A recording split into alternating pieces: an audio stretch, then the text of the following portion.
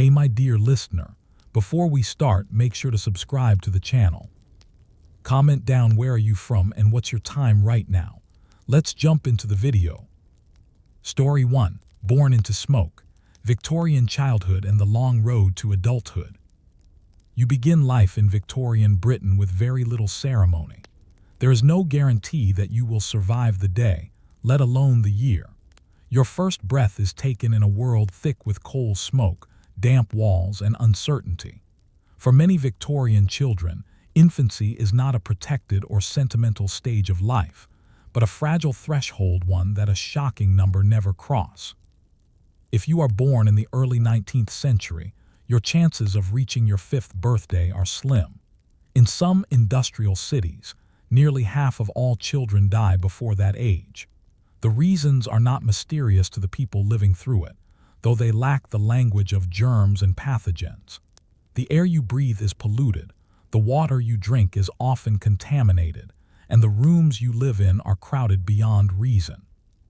Disease is not an interruption to daily life. It is part of the background, as constant as the ticking of a clock.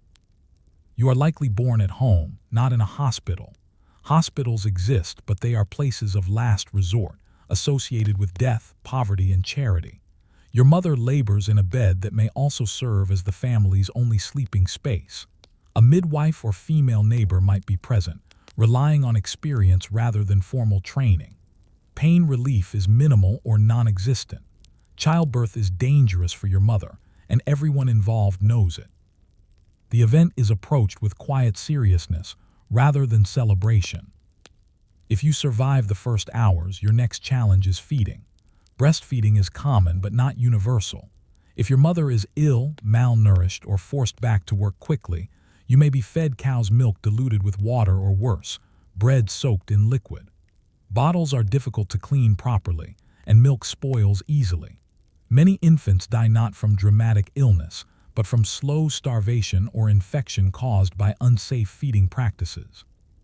You are swaddled tightly, wrapped in cloth to keep your limbs straight and your body warm.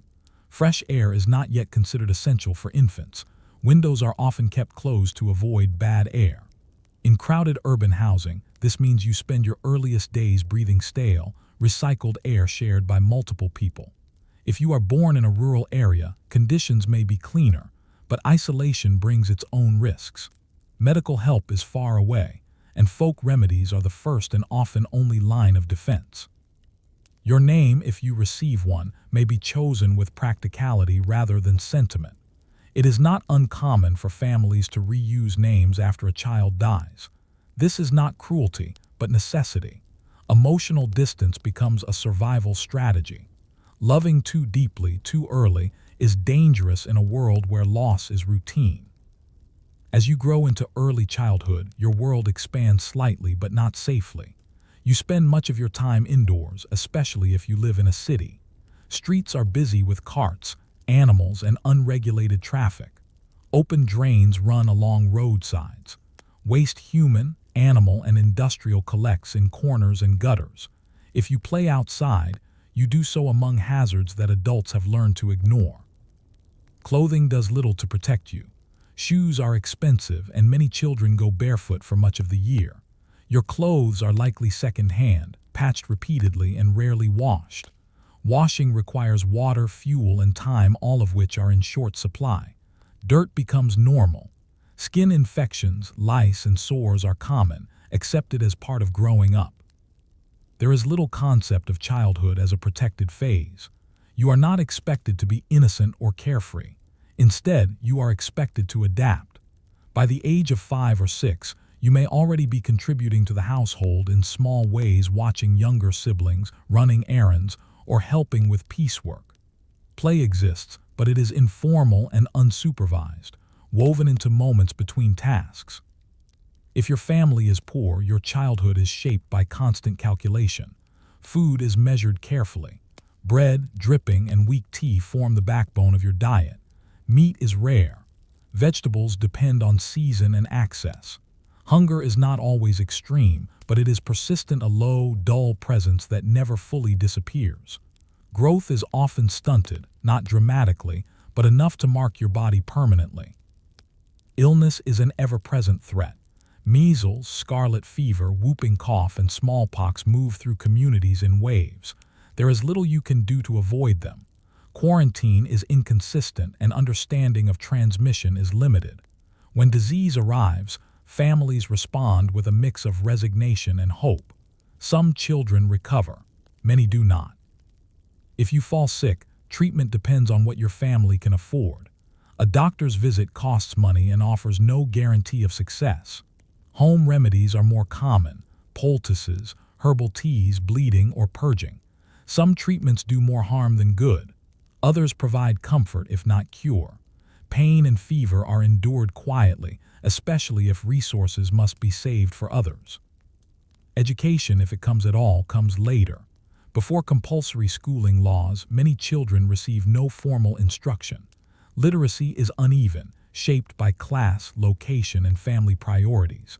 You may learn letters from a parent, a sibling, or a Sunday school volunteer, or you may not learn at all. Knowledge is not assumed to be necessary for survival. Emotionally, you grow up fast. You see death early: siblings, neighbors, sometimes parents. Funerals are common, often modest affairs. Coffins are small. Mourning is structured and visible, but grief is contained. Life must continue. Rent must be paid. Food must be found. There is little space for prolonged sorrow. Yet within this harshness, routines form. Days follow patterns. Meals, however simple, anchor time. Bedtime comes early, dictated by darkness and exhaustion rather than clocks. Candlelight is expensive. Sleep is shared, bodies packed together for warmth. Privacy is rare, but so is complete isolation. You learn resilience not through inspiration, but through repetition. You adapt to noise, to hunger, to discomfort. You learn which adults are kind, which streets are dangerous, which tasks are expected of you. None of this is framed as character building. It is simply life as it is. And as you move slowly out of infancy and into the long stretch of Victorian childhood, one question lingers quietly in the background. In a world so uncertain and unforgiving, how many of these children ever truly expected to reach adulthood, and what did that expectation, or lack of it, do to the people they became? As you move beyond your earliest years, survival no longer depends solely on fragile health and chance. Instead, it becomes tied to usefulness. In Victorian society, usefulness is not an abstract virtue, it is a practical requirement. Children who can work, help, or at least stay out of the way are valued not for who they might become, but for what they can already contribute. By the age of 7, sometimes earlier, you are expected to understand your place. This understanding does not arrive through explanation. It is learned through observation, correction, and routine. You watch adults rise before dawn. You notice how tired they are when they return. You learn when not to ask questions. Silence becomes a skill.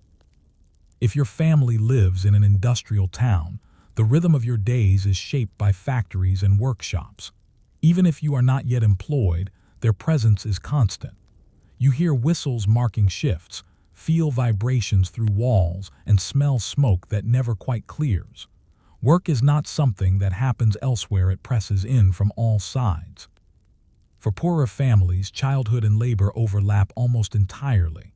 You may begin with small tasks, carrying water, minding infants, cleaning tools, or assisting with home-based piecework.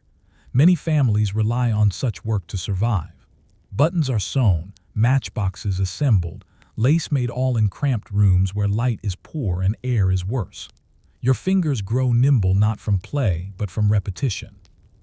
Formal schooling exists, but access is uneven. Charity schools, church-run classes, and dame schools offer basic instruction, often focused on moral behavior rather than intellectual growth.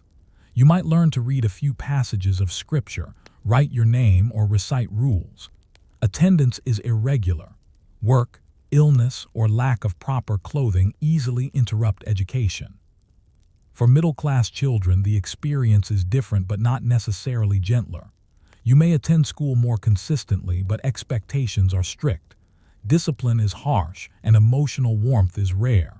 Obedience, restraint, and moral uprightness are emphasized. Affection is present but controlled. Childhood is seen as preparation, not exploration. Regardless of class, your body begins to change under strain. Growth spurts are uneven. Many children are smaller than modern standards, their development slowed by poor nutrition and constant exertion. Bones and joints ache. Accidents are common. Cuts, burns, and broken limbs happen frequently, especially among working children. Medical care is minimal, and injuries often heal improperly, leaving lasting damage. If you are sent to work outside the home, conditions are unforgiving. In factories, children crawl under machines to retrieve loose threads or clear jams. In mines, they haul coal through narrow tunnels, breathing dust that scars lungs before adulthood. In domestic service, you work long hours for little pay, always under scrutiny. Mistakes are punished quickly. Workdays are long. 10 to 12 hours is not unusual. Breaks are short. Food is eaten quickly, if at all. Exhaustion becomes normal. There is little distinction between weekdays and weekends. Sunday offers rest, but also church, where stillness and silence are demanded even from the very young. Emotionally, you learn restraint. Complaining is discouraged. Pain is endured quietly. Fear is managed internally. Adults around you are often too busy or too tired to offer comfort. This does not mean kindness is absent, but it is inconsistent. Survival leaves little room for emotional expression. Friendships form, but they are shaped by circumstance. Other children share your work, your streets, your routines. Bonds are practical. You help one another when possible, but competition for resources is real. Jealousy, rivalry, and solidarity coexist. Loss is frequent. Friends disappear due to illness, relocation, or death, often without explanation. Punishment is a regular feature of life. Corporal punishment is widely accepted at home, school, and work. Beatings are seen as corrective, not abusive. The line between discipline and cruelty is thin and often crossed. You learn to anticipate anger, to read moods, to avoid attention when possible. Clothing remains functional and insufficient. Growth means garments are outgrown quickly, but replacements are rare. Sleeves are rolled, hems let down, shoes worn until they fail completely. Winter is particularly hard. Cold seeps into bones. Fires are expensive. Many children learn to sleep fully dressed to preserve warmth. Health continues to be fragile. Even if you survived infancy, adolescence brings new risks. Tuberculosis, known as consumption, claims many young people. Its slow progression makes it especially feared. A persistent cough, weight loss, and fatigue become ominous signs. Families watch and wait, hoping for recovery that often does not come. Despite all this, routines provide structure. You wake at the same time each day. Tasks follow predictable sequences. Familiarity offers a kind of comfort. There is security in knowing what is expected, even if what is expected is difficult. Change, when it comes, is often unwelcome. Moments of relief exist, but they are brief. A holiday, a fair, a shared joke at work. These moments are not romanticized. They are small, contained, and quickly absorbed back into routine. Joy is experienced quietly, without expectation of permanence. As you approach adolescence, expectations increase rather than ease. Childhood does not fade gently into adulthood. It ends abruptly. You are given more responsibility, longer hours, and higher expectations, often without increased support. Mistakes carry greater consequences. Failure is less tolerated. Marriage, work, and independence loom not as aspirations, but as inevitabilities. There is little time to consider who you want to be. The question is not what life might offer, but how you will manage what is coming. Preparation is practical, not philosophical. And beneath all of this lies a quiet tension. Having survived the dangers of early childhood, having learned endurance through repetition and restraint, you now stand on the edge of adult life, still vulnerable, still expendable, and still uncertain. The question becomes not whether you can survive, but what surviving will ultimately cost you. By the time you reach what Victorian society considers adulthood, survival itself has already shaped you. There is no single moment when childhood ends. Instead, it fades through accumulation: more hours of work, fewer allowances for error, heavier expectations placed quietly on your shoulders. One day, you realize that no one is watching to see if you are coping. It is assumed that you are. If you are fortunate, you enter adulthood with your health mostly intact. This alone sets you apart from many of your peers. Years of undernourishment, labor, and illness leave visible marks on bodies across the working population. Bent spines, damaged lungs, missing fingers, chronic pain — these are common by the age of 20. They are not remarkable enough to comment on. They are simply part of the landscape of ordinary people. Work becomes permanent. Whatever tasks filled your later childhood now stretch forward indefinitely. If you are in a factory, you expect to remain there until illness, injury, or age forces you out. Advancement is limited. Skill may increase your wages slightly, but security remains elusive. Employment can vanish quickly due to economic downturns, mechanization, or shifting demand. There is no safety net waiting beneath you. If you are a woman, adulthood brings a narrowing of acceptable paths. Paid work remains possible, but marriage is often framed as the ultimate goal, even when it offers little relief. Marriage may provide shared income and stability, but it also brings risk: frequent childbirth, domestic labor, and legal dependence. Married women surrender many rights automatically. Their bodies, time, and labor become tied to household survival. If you are a man, adulthood centers on earning. Masculinity is measured through reliability and endurance rather than emotional expression. Failure to provide carries social shame.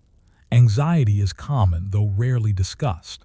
Many men cope through routine, silence, or drink. Public houses serve not only alcohol but community: a place to sit, listen, and exist without immediate demands. The transition from child worker to adult worker is subtle. Wages increase slightly. Expectations increase greatly. Absence due to illness is less tolerated. Injury becomes more consequential. You are no longer seen as someone learning. You are someone expected to endure without complaint. Emotionally, the habits of childhood persist. You have learned not to expect comfort, not to dwell on loss, not to imagine alternatives too vividly. Hope exists, but it is cautious. Ambition is practical rather than aspirational. You hope for steady work, a surviving family, perhaps a small improvement over the conditions you grew up in. Grand dreams are luxuries. Memory plays a strange role. Early childhood often fades quickly, especially in lives shaped by repetition and exhaustion. Trauma is rarely named, but it is carried forward in posture, in silence, in temperament. The deaths you witnessed as a child — siblings, neighbors, parents — form a quiet backdrop to your understanding of life's fragility. You expect loss, and in expecting it, you dull its sharpest edge. Family life, if you form one, repeats familiar patterns. Children arrive quickly. Infant mortality remains high. You may bury children of your own just as your parents did. Grief is real but contained. Practical demands leave little space for prolonged mourning. Life moves forward because it must. Housing often mirrors your upbringing. Overcrowding persists. Privacy remains limited. Noise is constant. You adapt as you always have. The idea of solitude is foreign.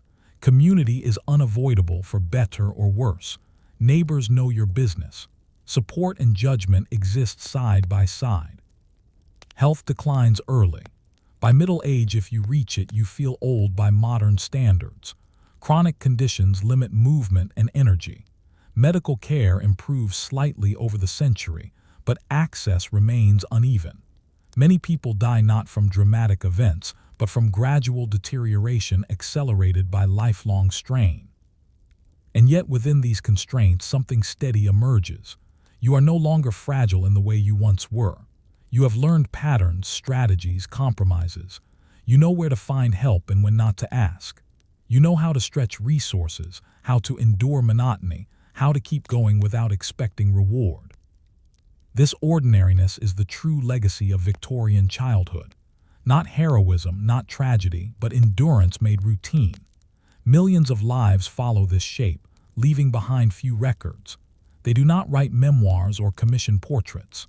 Their histories survive indirectly in census records, factory logs, burial registers, and the physical fabric of cities built through their labor. What they leave behind is not a lesson in inspiration, but in scale. Progress, when it comes, is slow and uneven. Improvements in child labor laws, education, sanitation, and healthcare emerge gradually, often after decades of resistance. They are built on the lives of those who did not benefit from them. When you look back at Victorian childhood from a modern perspective, it is tempting to focus on extremes: the suffering, the injustice, the hardship. But for those who lived it, this was not an era to be survived heroically. It was simply life, experienced one day at a time, shaped by necessity rather than choice. The children born into smoke did not imagine themselves as part of history, yet their endurance made possible the reforms, systems, and expectations that later generations would take for granted. In their quiet, constrained lives, they carried the weight of transition from an older world of informal survival to a modern one of regulation and protection. And as you consider how childhood is understood today as something to be safeguarded, extended, and cherished, it is worth remembering how recent that idea truly is, and how many ordinary lives were spent before it ever took hold. Story 2: Bread, Drippings, and Weak Tea. What Victorians actually ate. If you were to sit down at a Victorian table, most likely a scrubbed wooden surface shared by several people, you would not find abundance.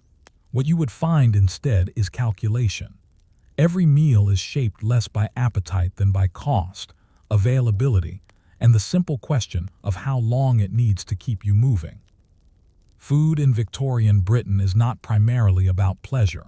For most people, it is fuel taken in quickly and without ceremony. Variety is rare. Freshness is inconsistent. Nutrition as a concept does not yet exist in any meaningful way. You eat what you can afford, what you can store, and what will not spoil before it is needed.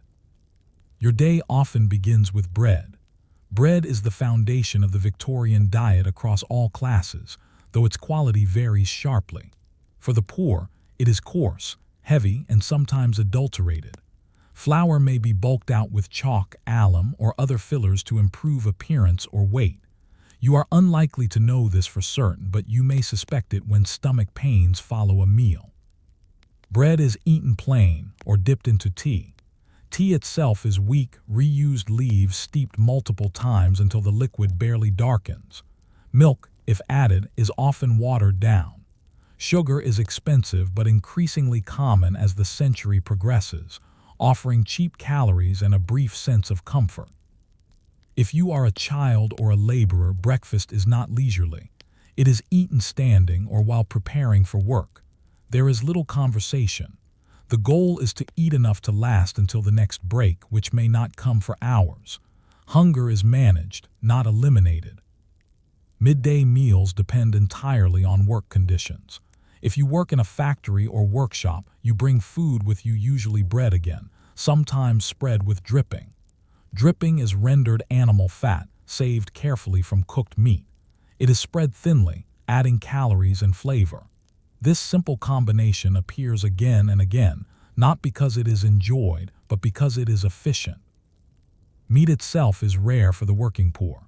When it appears, it is often of low quality, tough cuts, offal, or scraps purchased cheaply at the end of the day.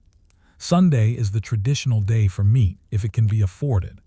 A joint may be cooked once and then stretched across several meals, appearing cold, reheated, or diluted into stews. Vegetables are seasonal and limited. Potatoes are common, though their availability fluctuates with harvests and prices. Onions, turnips, and cabbage appear frequently, chosen for their durability rather than taste. Fresh fruit is a luxury for many urban families, difficult to transport and expensive to buy. Food storage is a constant concern. Refrigeration does not exist. Meat spoils quickly, especially in summer. Milk turns sour within hours. Bread goes stale. Much of cooking involves disguising the early stages of spoilage: boiling, stewing, heavily salting. Smell and taste are used to judge safety, though these are unreliable guides. If you are responsible for cooking, you plan meals around the fire. Fuel costs money. A fire is lit once and used as efficiently as possible. Pots remain on the hearth for hours, simmering slowly. Stews and soups dominate not because they are beloved, but because they stretch ingredients and forgive imperfections. Water quality shapes everything you eat. In many cities, water is drawn from contaminated sources. Boiling is common but not universal. Tea becomes popular not only for taste, but because boiling water makes it safer. Beer and ale, especially small beer with low alcohol content, are also consumed regularly for the same reason. For children, hunger is familiar. Portions are smaller. Adults eat first. This is not always deliberate neglect, but a reflection of priorities. A working adult needs strength to earn wages. A child's needs are considered secondary, though not unimportant. Growth suffers quietly as a result. If you fall ill, diet changes little. Special foods are rare. Broths may be prepared if resources allow, but often you eat the same meals regardless of health. Appetite loss is dangerous. Weakness from illness combined with insufficient food leads quickly to decline. Middle-class Victorians eat differently but not necessarily better. Meals are more structured, with courses and etiquette. However, heavy sauces, overcooked vegetables, and excessive meat are common. Nutritional balance is accidental rather than intentional. Digestive complaints are widespread, treated with patent medicines of questionable value. For all classes, food is tied to morality. Overeating is frowned upon. Plainness is virtuous. Hunger is sometimes framed as a test of character. Charity kitchens and soup lines exist, but accepting help carries stigma. Many people endure quietly rather than admit need. Eating is also social regulation. Meals reinforce hierarchy. Who eats first, who eats what, and how much is noticed. Children learn early not to ask for more. Women often eat last after others are served. Leftovers are carefully managed, wasted food seen as a moral failing. Despite this, meals provide rhythm. They mark time in long work days. They offer moments of stillness. Even the simplest food, eaten regularly, creates a sense of continuity. Bread today resembles bread yesterday. In a life full of uncertainty, this repetition is grounding. Food shortages and price spikes create immediate distress. A bad harvest or supply disruption is felt quickly. Riots over bread prices are not uncommon earlier in the century. Hunger is political, though experienced personally.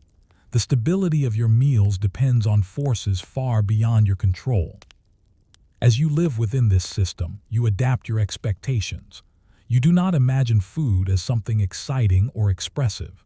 You imagine it as something that must last. You learn how much is enough, how long you can go without more, how to ignore hunger when necessary. And yet, beneath this routine lies a quiet question. In a society built on endurance and restraint, how did these repetitive, limited diets shape Victorian bodies, health, and longevity? And what unseen costs were carried forward as a result? As days turn into years, the food you eat or do not eat quietly shapes your body. Victorian diets are rarely assessed in terms of vitamins or long-term health, because such concepts have not yet entered everyday thinking. Instead, food is judged by how filling it is, how affordable it is, and whether it allows you to keep working tomorrow. Hunger for many is not an emergency. It is a condition. You become accustomed to it in much the same way you become accustomed to noise or cold. There are degrees of hunger and you learn to measure them. Mild hunger can be ignored. Persistent hunger is managed. Severe hunger, when it arrives, is faced with grim practicality. Children grow up within this framework. Their bodies adapt in ways that are not immediately visible. Growth is slower. Puberty may be delayed. Many adults of the era are shorter than previous generations, not because of genetics but because of long-term nutritional deficiency. These changes happen quietly, without alarm, spread across entire populations. Illness interacts constantly with diet. Repeated infections increase the body's need for nourishment, but food intake rarely increases to match it. A child recovering from measles or scarlet fever returns to the same meals as before, even though their body is weakened. Recovery is partial. Strength is regained slowly, if at all. Certain deficiencies are widespread, though unnamed. Rickets, caused by lack of vitamin D, is common among urban children who rarely see sunlight and consume little dairy. Bowed legs and skeletal deformities are visible signs, accepted as unfortunate but ordinary. Scurvy appears in milder forms among those without access to fresh produce, leading to gum disease and fatigue. Dental health suffers early. Sugar consumption rises during the century, particularly among the poor, as cheap sweets become more available. Combined with lack of dental care, this leads to widespread tooth decay. Pain is endured. Teeth are pulled when infection becomes unbearable, often without anesthesia. Missing teeth are common even in young adults, affecting both nutrition and speech.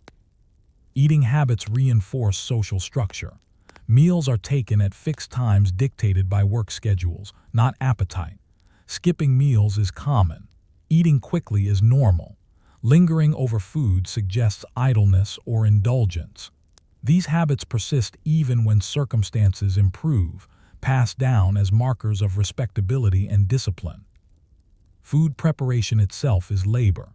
If you are responsible for cooking, you spend hours managing fires, scrubbing pots, and stretching ingredients.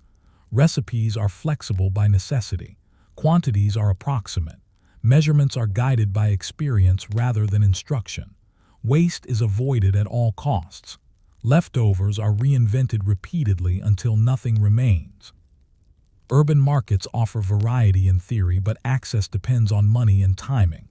The best produce sells early in the day. Poorer families shop late, purchasing what remains at reduced prices. Quality suffers. Meat may be nearing spoilage. Vegetables may be wilted. You learn how to judge quickly, how to bargain, how to hide flaws in cooking. Food adulteration is a persistent problem. Without regulation, sellers add substances to improve appearance or profit margins. Milk is diluted. Butter is bulked out with cheaper fats. Coffee contains chicory or worse. These practices are widely suspected but difficult to prove. Trust in food sources is limited, yet alternatives are few.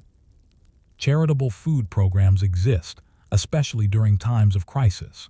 Soup kitchens provide basic nourishment, often with moral oversight. Meals are simple and repetitive. Gratitude is expected. Recipients are reminded that assistance is temporary and conditional. The experience reinforces social hierarchies even as it alleviates hunger. For the middle classes, food becomes a display of respectability. Dinner parties, proper courses, and correct table settings signal status. Yet excess brings its own problems.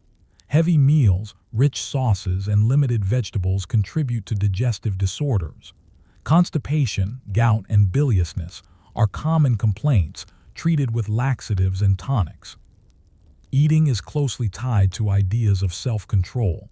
Appetite is something to be managed, not indulged. Thinness is not yet idealized, but restraint is admired. Women, in particular, are expected to eat lightly. Public appetite is seen as unfeminine. Private hunger goes unacknowledged. Alcohol occupies a complex place in the diet. Beer and ale provide calories and hydration. Spirits offer temporary relief from exhaustion and hunger. Excessive drinking is criticized, yet widespread. For many, alcohol fills nutritional gaps left by inadequate food, even as it creates new health problems. Over time, patterns solidify. What you eat becomes predictable not just day to day, but year to year. Variety decreases with age. You settle into habits that feel safe. New foods are approached cautiously. Change carries risk, and food is too important to gamble with. When shortages occur due to poor harvests, economic downturns, or war, the effects are immediate. Prices rise, portions shrink, substitutions increase. Bread becomes darker, coarser. Dripping is stretched thinner. Tea leaves are reused even more times. These adjustments are made quietly without announcement. Children absorb these patterns early. They learn what foods are for them and what foods are not.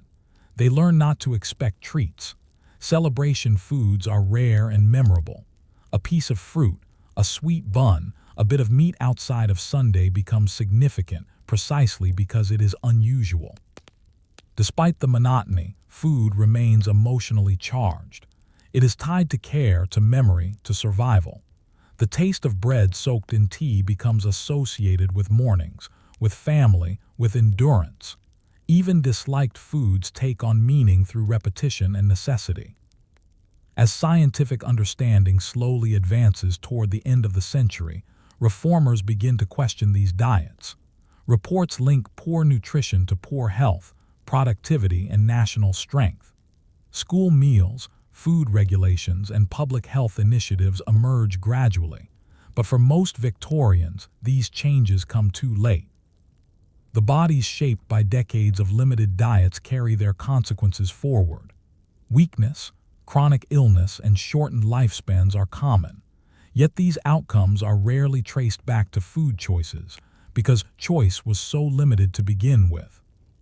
And so, as you continue to eat what is available, what is affordable, and what is familiar, another question lingers beneath the surface of daily meals. In a society where food was never neutral but always conditional, how did these habits influence not just health, but ideas of worth, discipline, and survival itself?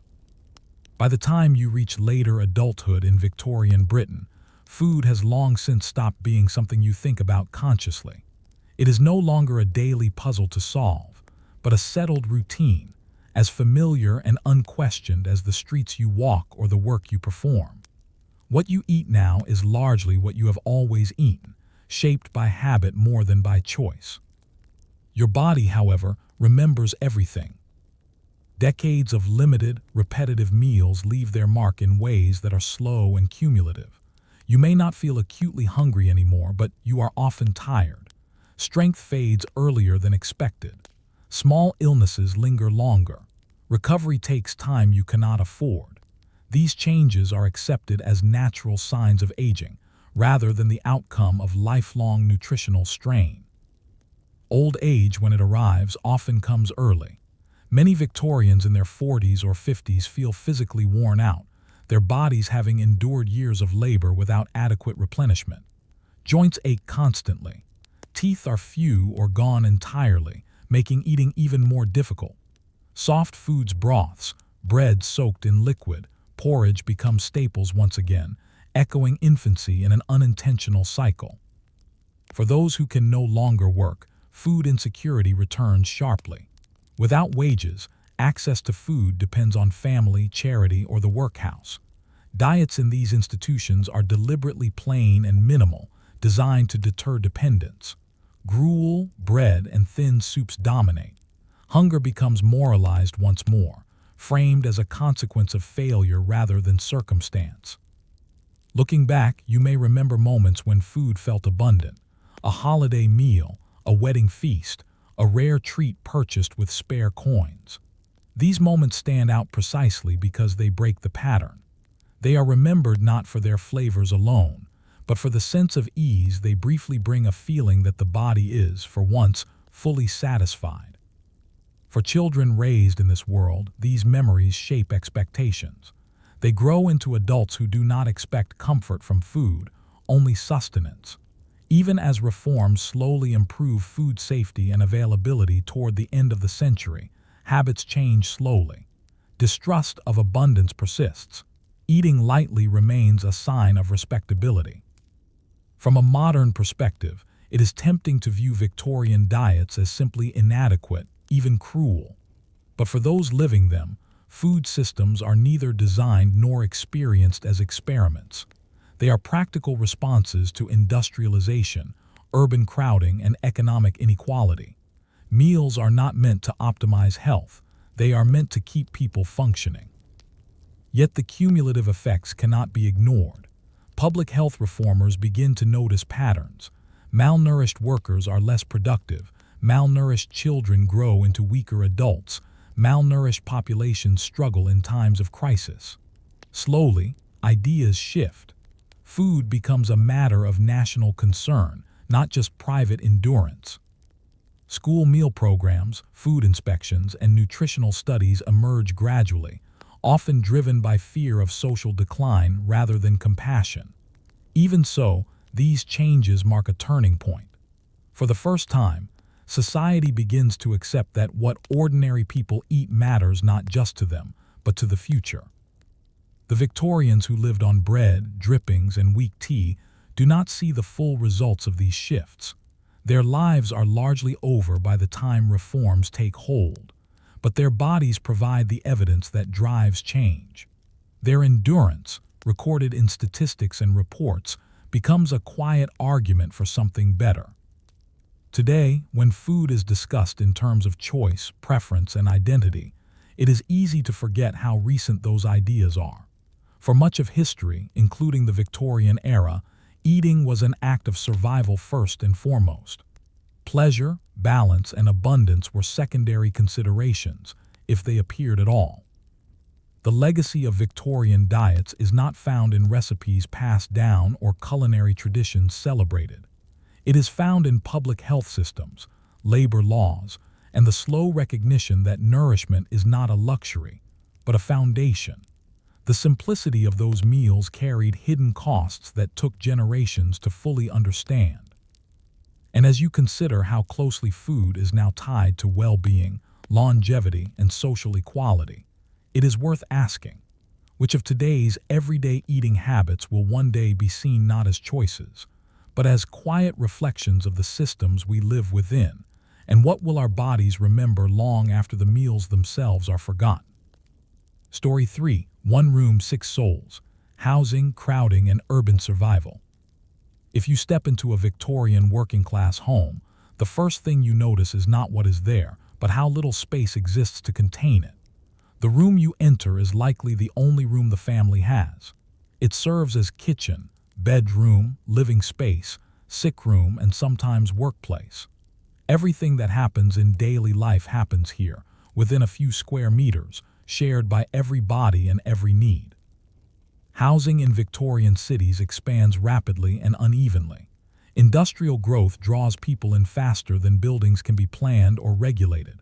Streets appear quickly, packed with narrow rows of houses built cheaply and close together. Behind respectable facades lie courts and alleys where sunlight barely reaches and air circulates poorly. These spaces are not temporary solutions. They become permanent homes for generations. If you are poor, rent consumes a large portion of your income. You cannot afford choice. You take what is available where it is available. Rooms are let individually, often by landlords who never visit except to collect payment. Repairs are rare. Damp creeps up walls. Roofs leak. Windows, if present, are small and often kept shut to conserve heat. You may live in a cellar partially below ground. These dwellings are common in many cities despite their dangers. Cellars flood easily. They are dark even at midday. Air is stale. Yet they are cheaper, and when work is uncertain, cheaper matters more than comfort or health. If you live above ground, conditions are only slightly better.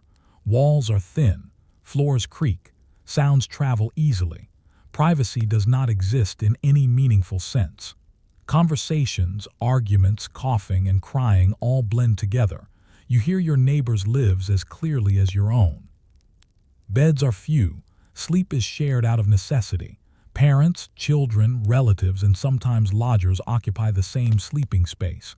Bed sharing is not considered improper among the poor. It is expected. Bodies generate warmth. Space is conserved. Modesty is redefined by circumstance. Cleanliness is difficult to maintain. Water must be carried from communal pumps or taps, often located some distance away. Washing clothes requires time, fuel, and physical effort. As a result, laundering happens infrequently. Dirt accumulates gradually, becoming part of the environment rather than a temporary condition. Sanitation is rudimentary. Many homes have no indoor toilets. Shared privies serve dozens of people. They overflow regularly. Waste removal is inconsistent. In some areas, human waste is collected and sold as fertilizer. In others, it simply accumulates. Smell becomes constant, fading into the background of daily life. Rats and insects thrive. They move freely through walls, floors, and shared drains. Attempts to control them are limited. Traps are set. Cats are kept when possible. Complete elimination is unrealistic. Children grow up accustomed to sharing space with vermin. Disease spreads easily in these conditions. Crowding ensures that illness passes quickly from person to person. Tuberculosis, typhus, cholera, and influenza find ideal environments in densely packed housing. Quarantine is nearly impossible. When one person falls ill, the entire household is exposed. Yet moving is not simple. Finding new accommodation requires money, connections, and luck. Even when housing is clearly unsafe, families stay because alternatives are no better. Familiarity offers a sense of security, however limited. You know the routines, the neighbors, the risks. For middle-class Victorians, housing offers more space but still reflects social values of restraint and order. Rooms are designated for specific purposes. Children may have their own sleeping spaces. Servants live separately, often in cramped attic rooms. Even here, privacy is relative, shaped by hierarchy rather than comfort. Urban reformers begin to notice the effects of overcrowding as the century progresses. Reports describe shocking conditions. Statistics link dense housing to high mortality. These findings generate concern, but change is slow. Property interests resist regulation. Responsibility is debated endlessly. Does the fault lie with landlords, tenants, or the poor themselves? From the perspective of those living inside these rooms, such debates feel distant. Daily life is shaped by immediate concerns: paying rent, staying warm, avoiding illness when possible. Structural reform is not something you can wait for. You adapt instead. Adaptation becomes a skill. You learn how to arrange furniture to create the illusion of separation. Curtains divide sleeping spaces. Trunks serve as both storage and seating. Everything must earn its place. Objects are valued for versatility rather than beauty. Time is structured around shared space. Someone is always awake. Someone is always in the way. Silence is rare. Solitude is almost non-existent. Emotional regulation becomes essential. You learn when to speak and when not to. Conflicts arise easily and must be resolved quickly because there is nowhere to retreat. Children grow up immersed in adult life. They witness illness, intimacy, arguments, and death without mediation. There is no separate sphere for childhood within the home. This exposure shapes their understanding of relationships and boundaries. Innocence is not preserved through separation, but through normalization. When death occurs, and it often does, it happens at home, the body remains in the room, sometimes for days, while arrangements are made. Family members continue to eat, sleep, and work in the same space. Mourning takes place alongside daily routine. There is no room to step away from loss. Despite everything, homes are not only sites of hardship. They are also places of familiarity and connection. Shared suffering creates bonds. Neighbors rely on one another for childcare, food, and information. Informal support networks emerge in the absence of formal assistance. These networks are fragile but real. A borrowed coal scuttle, a shared pot of stew, a watchful eye on children playing in the street. Small acts sustain life in crowded conditions. Community is not idealized, but it is necessary. As cities grow denser and housing conditions worsen, awareness increases. Newspapers publish exposés. Reformers call for sanitation improvements, building standards, and slum clearance. Progress begins, slowly and unevenly, often displacing residents before offering better alternatives. For now, however, you remain where you are, inside a room that contains far more than its walls were ever meant to hold. Every breath, every movement, every relationship unfolds within this shared space. And as you lie down at night, surrounded by other sleeping bodies, another question presses quietly into the darkness. How does living so closely, with so little separation between lives, shape not just health and safety but the very way people understood themselves and one another? Once you have lived in crowded housing long enough, you stop thinking of space as something you possess. Instead, it becomes something you negotiate. Every movement, every object, every routine is shaped by the presence of others. Living well by Victorian standards means learning how to reduce friction in conditions that make privacy impossible. You learn quickly that space is temporal as much as physical. A room that feels full at night may feel almost spacious at dawn. Early mornings offer brief quiet before work begins. Someone lights the fire, another prepares food, a third slips out into the street. These moments are valued, though rarely named. They are the closest thing to solitude most people experience. Furniture is arranged strategically. Beds are pushed against walls during the day or folded away entirely if they are collapsible. Tables serve multiple purposes: food preparation, eating, work, and sometimes sleeping. Chairs are few. Stools and crates fill the gaps. Nothing is decorative unless it also serves a function. Personal belongings are minimal. What you own must fit within the space you occupy, which is often defined by a single trunk or box. Clothing, tools, and keepsakes are stored together. Loss is common. Items are borrowed, misplaced, or stolen easily in shared environments. You learn not to become too attached. Lodgers complicate the balance further. Taking in a lodger provides extra income, sometimes the difference between paying rent and eviction. In return, you give up even more space. A stranger sleeps alongside your family, sharing air, sound, and routine. Trust is extended cautiously, but necessity often outweighs discomfort. Eviction is a constant threat. Rent is collected weekly. Falling behind even briefly can mean losing your home. There are few legal protections. Landlords hold significant power. When eviction happens, it happens quickly. Families are forced to move their belongings into the street, searching for another room they can afford. This instability makes long-term improvement difficult.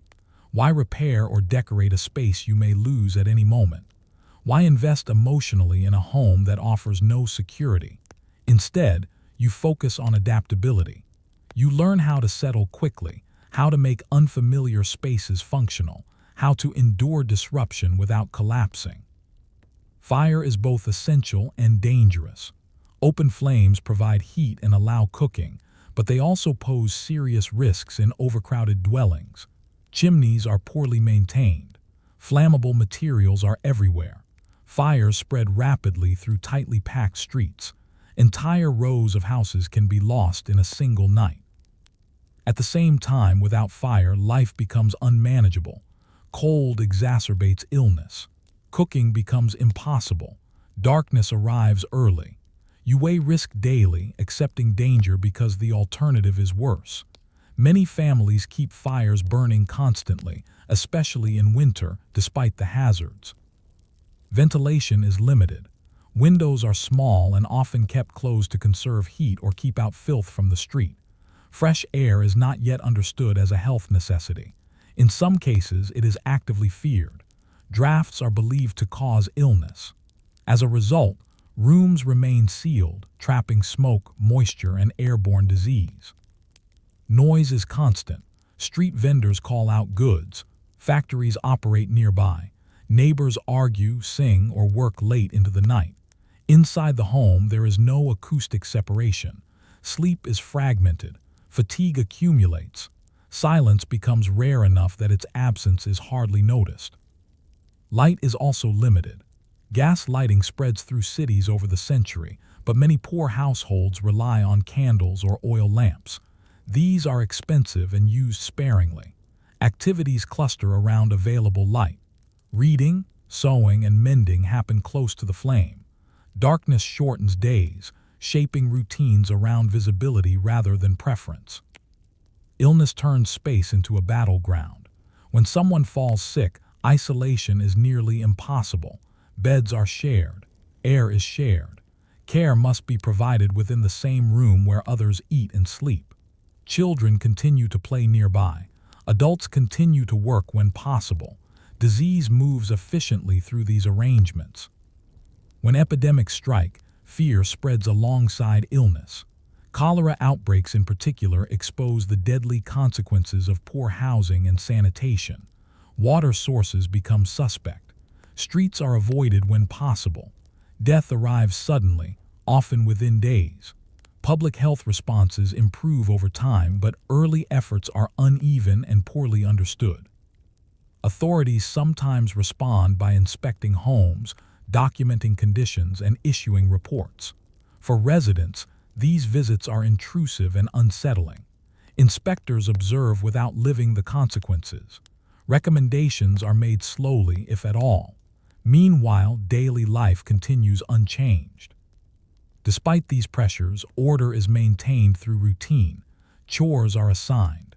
Rules are established, often informally. Children learn where they may sit, when they may speak, how to move without disturbing others. These unspoken codes reduce conflict. They also reinforce hierarchy within the household. Gender roles are sharpened by space constraints.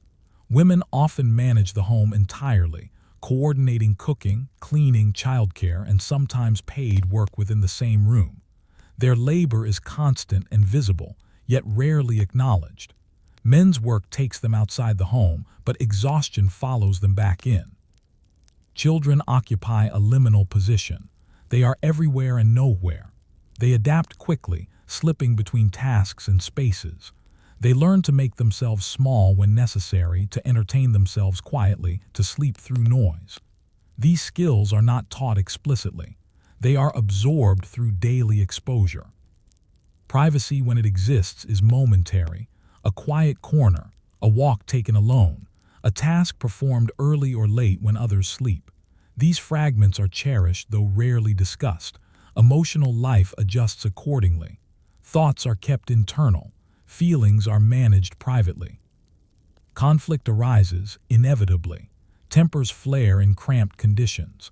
Arguments escalate quickly when there is no physical escape. Reconciliation is practical rather than emotional. Apologies may be implied rather than spoken. Life moves on because it must. Over time, these environments shape behavior. Patience is valued. Restraint is necessary. Endurance becomes habitual. People learn to live with constant presence, constant negotiation, constant compromise. This shapes not only households but communities. Neighborhoods develop shared norms. People look out for one another's children. They share resources informally. They intervene when conflicts become dangerous. This is not romanticized cooperation but functional interdependence. Survival depends on it. As the century progresses, reformers push for new housing models, wider streets, better drainage, minimum space standards. Some improvements are made, often replacing the worst slums with slightly less crowded alternatives. Yet displacement remains a problem. Families are moved without meaningful improvement to their circumstances. For those living through these changes, housing reform feels abstract. What matters is whether rent is affordable, whether the roof leaks, whether the room stays warm enough at night. Large-scale planning rarely aligns with immediate need. And so you continue to live within negotiated space, managing risk through routine, sharing air and sound with others, adapting constantly. The room you inhabit shapes how you move, how you rest, how you relate to those around you. As you fall asleep amid familiar noise and bodies, another question lingers. After years spent learning to manage space so carefully, what happens when that space is finally taken away, or when life demands more room than the walls can give? As you move into later adulthood, the years spent in crowded housing leave their mark far beyond the physical. The room that once contained 6 souls, your family, perhaps lodgers, maybe neighbors, has shaped not only your habits, but your expectations, your relationships, and the very way you navigate the world. Physical consequences are immediate and persistent. Respiratory illnesses from damp, poorly ventilated rooms have scarred lungs. Tuberculosis claims friends, siblings, and sometimes family members, leaving its survivors weak and fragile. Rheumatism and chronic joint pain develop from sleeping in cramped positions or working on hard floors for decades. Even when reforms improve housing, your body carries the invisible cost of overcrowding. But the effects are not only physical. Living so closely with others, often without privacy or separation, alters the mind and the emotions. You are accustomed to constant observation and intrusion. Silence is rare. Exposure is expected. Children learn to modulate their emotions, hide their fears, and negotiate conflicts before they escalate. Adults do the same. Conflict management becomes instinctive, and emotional restraint a survival skill. Relationships are shaped by proximity. Bonds form quickly, intensely, and sometimes contentiously. You cannot avoid those you live with, so cooperation becomes a necessity. Acts of kindness, small generosity, and shared vigilance are essential. You learn that survival often depends as much on negotiation and compromise as on labor or endurance. But resentments linger in the corners, unspoken, because there is no space in which to air them safely. Death, when it arrives, is both intimate and routine. You have likely witnessed multiple deaths in the same room, some sudden, some lingering. Mourning coexists with daily life. The body of a loved one may remain nearby while others continue cooking, cleaning, or tending younger children. You develop a tolerance for loss, even as grief etches itself quietly into memory. For families that endure, routines become their own form of security. The timing of meals, the rotation of chores, the order of sleeping arrangements, all of these routines reduce conflict and maintain stability. Change is stressful. Moving to a larger home or sharing space with fewer people can feel disorienting, even alien, after a lifetime of close quarters. These conditions leave lasting lessons. You learn to occupy minimal space efficiently. You learn to predict the actions of others without needing to ask. You learn to adjust expectations constantly. You learn to be self-sufficient emotionally, even in intimate surroundings. These skills, born of necessity, carry forward into workplaces, social interactions, and even the raising of the next generation. Housing reforms toward the late Victorian era, wider streets, improved sanitation, minimum room sizes begin to change the experience for some. But the majority of the working poor still live in conditions shaped by overcrowding, poverty, and industrial expansion. Improvements are incremental, and sometimes they bring displacement rather than relief. Families are moved from one inadequate space to another, learning once again how to adapt. Looking back, the influence of close quarters is profound. Crowding does not simply shape survival, it shapes identity. People learn to accept constant observation, to manage conflict preemptively, and to normalize hardship. These lessons, absorbed quietly over decades, affect how individuals relate to family, neighbors, and authority. They leave psychological as well as physical marks. Yet the story of Victorian housing is not only about suffering. It is about endurance, adaptation, and ingenuity. People survive because they learn to share, to negotiate, and to make limited resources suffice. Community, when it exists, is forged in necessity. Bonds formed in close quarters may be tense, but they are resilient. As you consider the streets and alleys of Victorian cities, packed with houses that barely contain the lives within them, one final reflection emerges. The architecture of survival is not built in bricks alone. It is built in habits, routines, relationships, and the subtle endurance of ordinary people who navigate impossibly constrained spaces every single day. And as these crowded rooms shaped lives for generations, one question lingers. When so much of identity, resilience, and memory is formed under pressure. How much of who we become is determined by the walls that hold us in, and not the world outside them. Story 4. Work until you drop. Factories, workshops, and endless labor. In Victorian Britain, work is not simply a part of life, it is life. If you are poor or working class, your days are measured not in hours, but in tasks, shifts, and the endurance required to survive.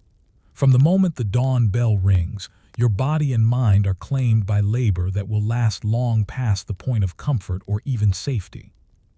You wake before sunrise, often before the house is fully lighted, in a space shared with multiple family members or lodgers. Clothing is hastily arranged, breakfast, if it exists, is consumed quickly, and the streets are already stirring with people headed in the same direction: factories, workshops, and fields. Your feet may be bare, shoes threadbare, and your stomach only half full from yesterday's meager meal.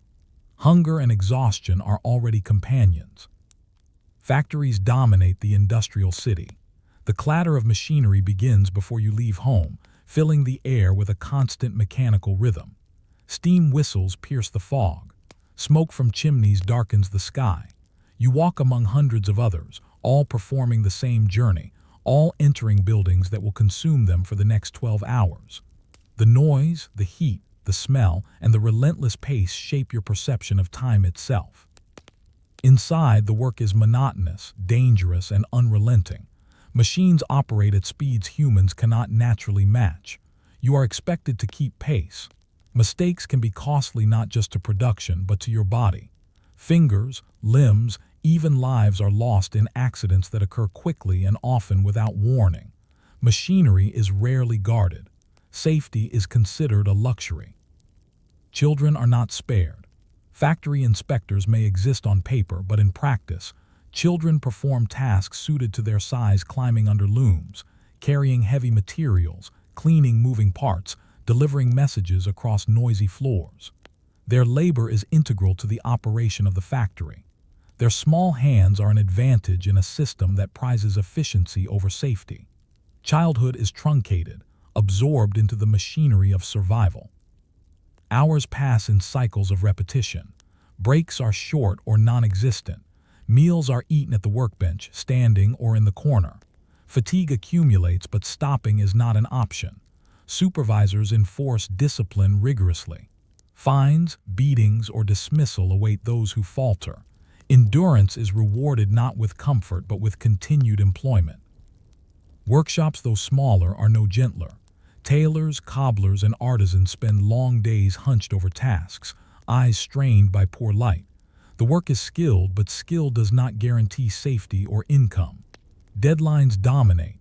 Payment is tied to output, not hours, so fatigue becomes a constant companion.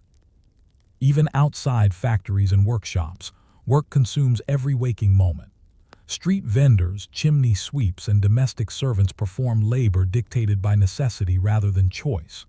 In homes, women cook, clean, and manage households, sometimes supplementing income through sewing, laundry, or piecework. Every action is a transaction, effort in exchange for sustenance.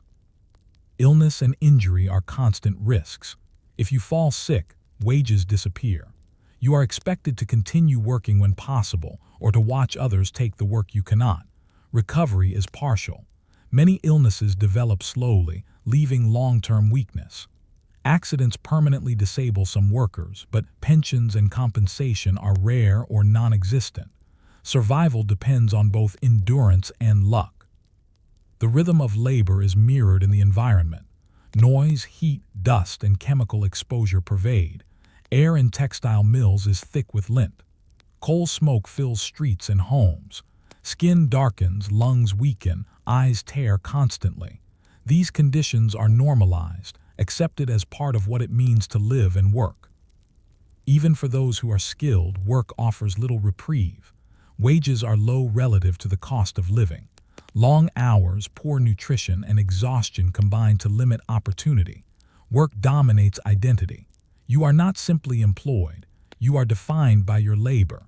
Personal life exists in small, stolen increments. Some relief comes in brief moments. A shared joke, a quiet corner to rest, a loaf of bread eaten while leaning against a wall. These moments are fleeting but essential. They remind you that life exists outside work, even if only for an instant. And yet, as the day stretches on toward evening, you realize that there is no natural pause. Work is cyclical, exhausting, and often invisible in its consequences. Fatigue accumulates quietly, shaping body, mind, and expectation. Survival is measured not in comfort, but in the ability to endure hour by hour, day after day. As you leave the factory, workshop, or street with aching limbs and a mind dulled by repetition, one question presses quietly. In a society built on endless labor, what is the cost of survival, and how many lives are shaped more by exhaustion than by opportunity? As the weeks and months pass, the daily grind of work becomes the measure of your existence. You no longer wake with the mind of a child, curious about the world or excited by the prospect of the day. Instead, your consciousness is attuned to rhythm, repetition, and the narrow questions of survival. Can you keep pace? Can you avoid injury? Can you earn enough to eat tonight? Factories operate on relentless schedules. The clatter of looms, the hiss of steam, the rattle of belts and pulleys, these are constant, like a heartbeat of iron and fire. Your body learns to move in tandem with the machines, anticipating their cycles, adjusting posture and movement to minimize fatigue and accident. Any lapse carries risk. Fingers are caught, limbs crushed, eyes burned. The machinery does not forgive. Children are indispensable yet precarious workers. Their small hands reach where adults cannot, retrieving fallen materials or threading machines. Supervisors consider them expendable, and accidents are common. You learn early that curiosity can be deadly. Play and exploration are traded for precision and obedience. Survival requires constant attention, vigilance, and a suppression of impulse. Workshops are equally demanding, though in different ways. Tailors, cabinet makers, blacksmiths, and cobblers endure hours of stooping, bending, and repetitive motion. Eye strain and back pain are inevitable. Skill increases efficiency, but it does not shield you from exhaustion. Breaks are rare, dictated by the next order or the next client. Work is measured in output, not hours, and every moment counts. Domestic labor, often performed by women and older children, is similarly unrelenting. Washboards, scrubbing, cooking over fires, carrying water, all of these tasks consume energy without producing monetary compensation in most households. If extra income is required, piecework or sewing at home adds to the burden. There is rarely time to rest, rarely time to reflect. Fatigue becomes a constant companion. Meals are brief and utilitarian. Bread, drippings, or leftover stews are eaten standing, while tending the next task. Coffee, tea, or weak ale provide temporary stimulation, but calories remain inadequate for the hours of labor expended. Your body becomes a machine, fueled imperfectly, expected to run endlessly. The pace of industrial labor takes a mental toll as well. Monotony dulls the senses. Concentration is required, but imagination and curiosity are stifled. The mind adapts by narrowing its focus to survival, to technique, to endurance. Emotional life is contained, private, and often deferred. There is no energy for reflection, leisure, or aspiration. Injuries, when they occur, carry consequences beyond physical pain. A lost finger or burned hand can reduce efficiency permanently. Workers without means may be unable to continue in their trade. There is no safety net.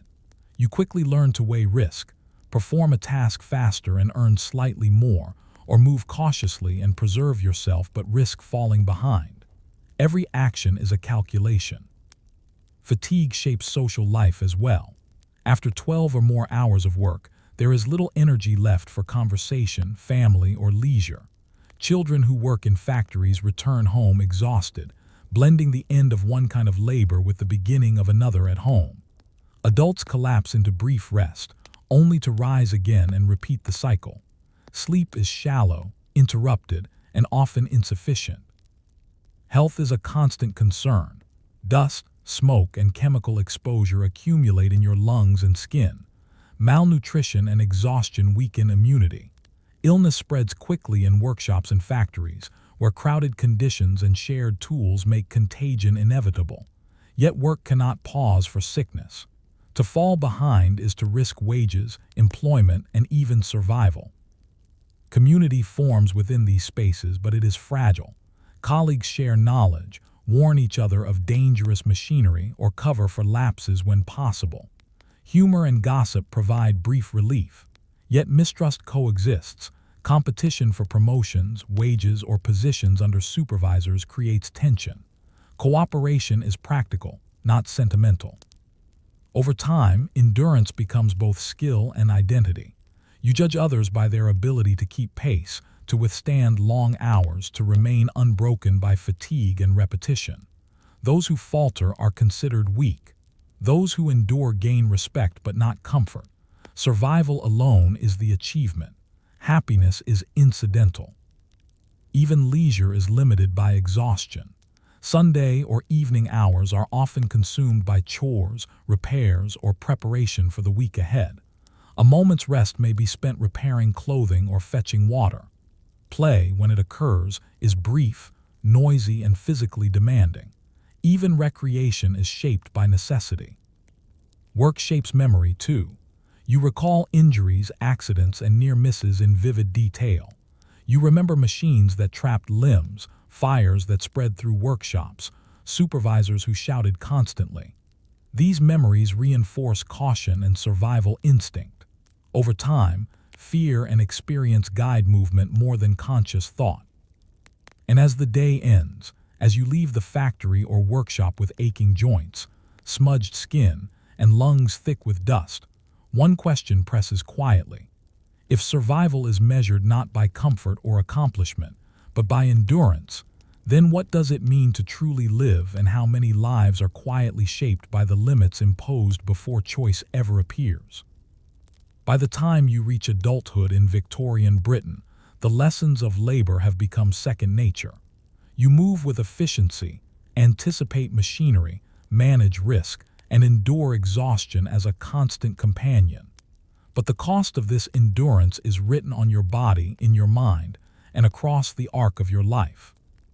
Physically, decades of labor are cumulative. Your joints ache from repetitive motion.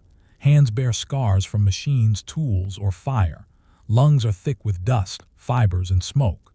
Chronic ailments, rheumatism, respiratory disease, hernias appear early.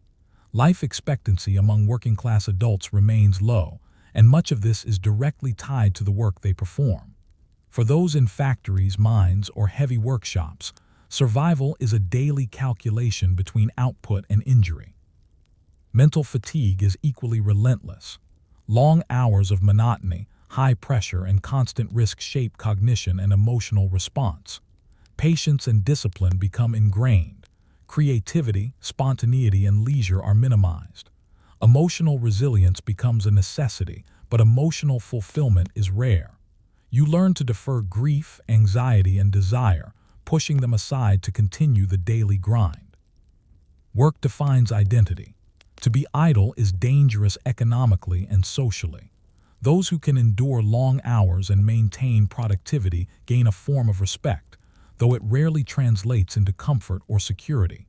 Survivors are admired for their resilience, but admiration does not alleviate exhaustion. Life is defined less by achievement than by the capacity to endure. Family life is deeply intertwined with work.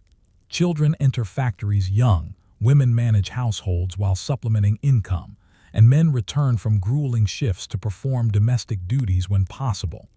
The separation between labor and home is minimal. Relationships are structured by schedules, routines, and survival priorities.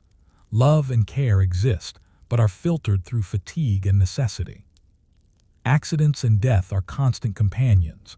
Factory floors, workshops, and mines are unforgiving. Children lose limbs, adults suffer permanent injuries, and supervisors often consider this normal. Fatalities are recorded in newspapers but rarely provoke systemic change. Survivors carry scars, both visible and invisible, reminders of the cost of production. Even as industrial Britain grows wealthy and powerful, Its workers bear the weight of progress. Coal, iron, textiles, and machinery fuel national growth, but human bodies are the engines. Endurance becomes a societal expectation rather than a personal choice. You are valued not for comfort, creativity, or intellect, but for your ability to keep moving day after day. Social reforms emerge slowly. Factory acts, legislation on child labor, limits on working hours, and improved safety measures appear gradually over decades. Yet for many, change arrives too late to prevent long-term damage. The body, conditioned by years of labor, remembers the strain even as laws improve conditions for future generations.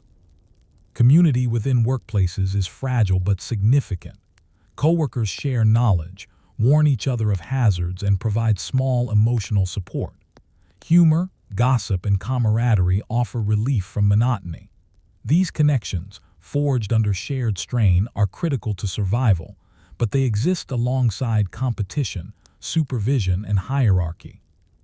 As adulthood progresses, endurance becomes a lens through which all life is measured.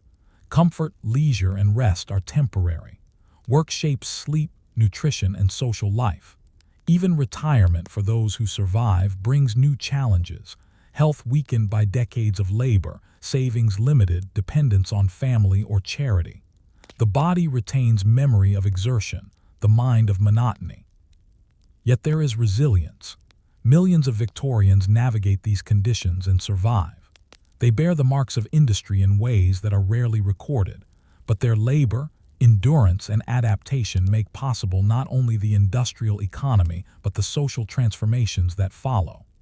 Gradually, public awareness, reform, and technological change improve conditions, but only because these individuals endured the extreme hardships first. Reflecting on their lives, one sees survival as both achievement and burden. The cost of industrial progress is counted in pain, injury, and shortened lifespans. The lesson of endurance is stark.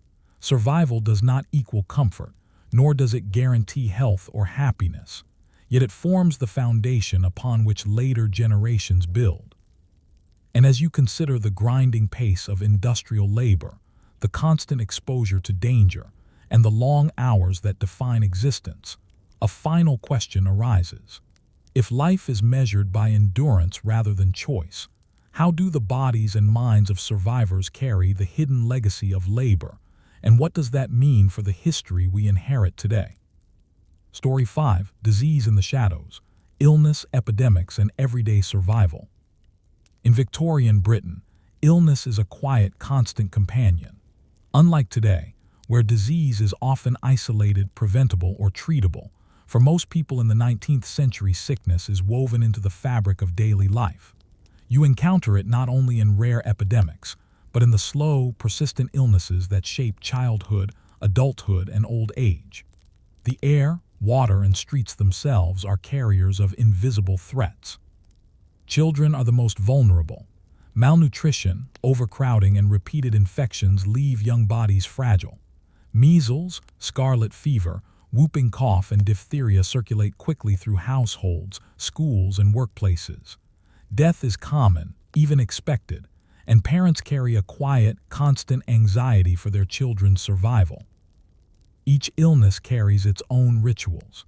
Isolation if possible, remedies of dubious efficacy, and the weary endurance of watching a child suffer while helpless to intervene fully. Epidemics arrive unpredictably, often with devastating effects. Cholera, typhoid, and influenza sweep through urban centers.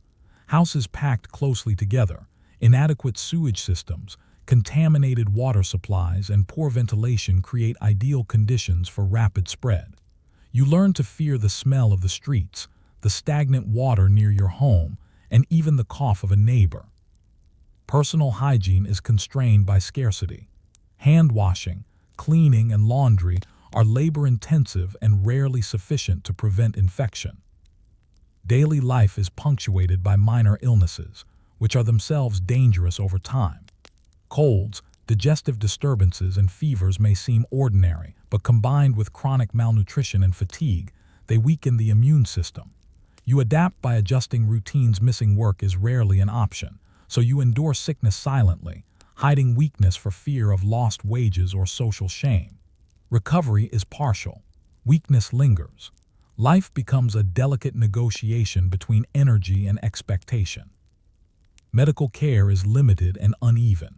Doctors are expensive. Midwives, herbalists, and charlatans are common alternatives. Treatments are often ineffective, sometimes harmful. Bloodletting, purgatives, and patent medicines are widespread. Understanding of germs and infection is rudimentary until the latter half of the century.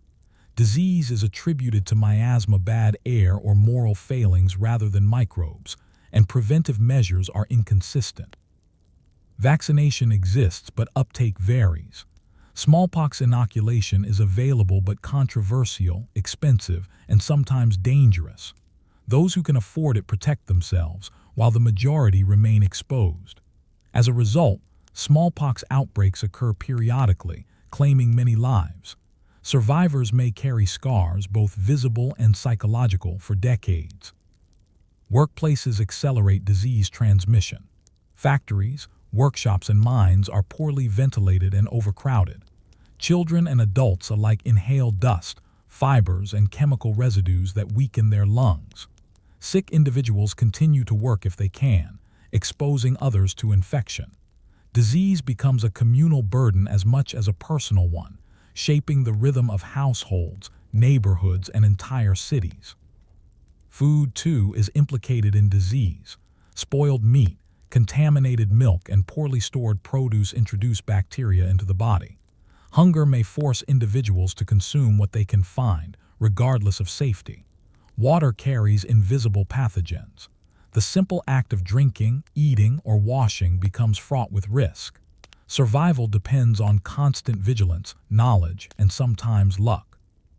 Social attitudes toward illness are shaped by class. Among the poor, sickness is endured quietly, almost as an expected part of life. Charity provides limited relief through soup kitchens, infirmaries, and occasional beds, but pride and stigma often prevent seeking help. Among the middle and upper classes, disease is feared but socially distanced. Poor neighborhoods are blamed for outbreaks. Moral judgment overlays practical concern, and quarantine measures are enforced selectively. Children's deaths leave invisible scars on families.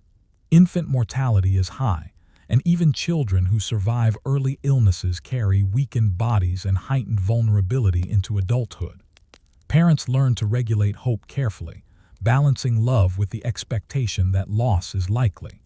Emotional resilience is trained through repeated exposure, while grief is often internalized. As disease spreads, communities develop informal coping mechanisms.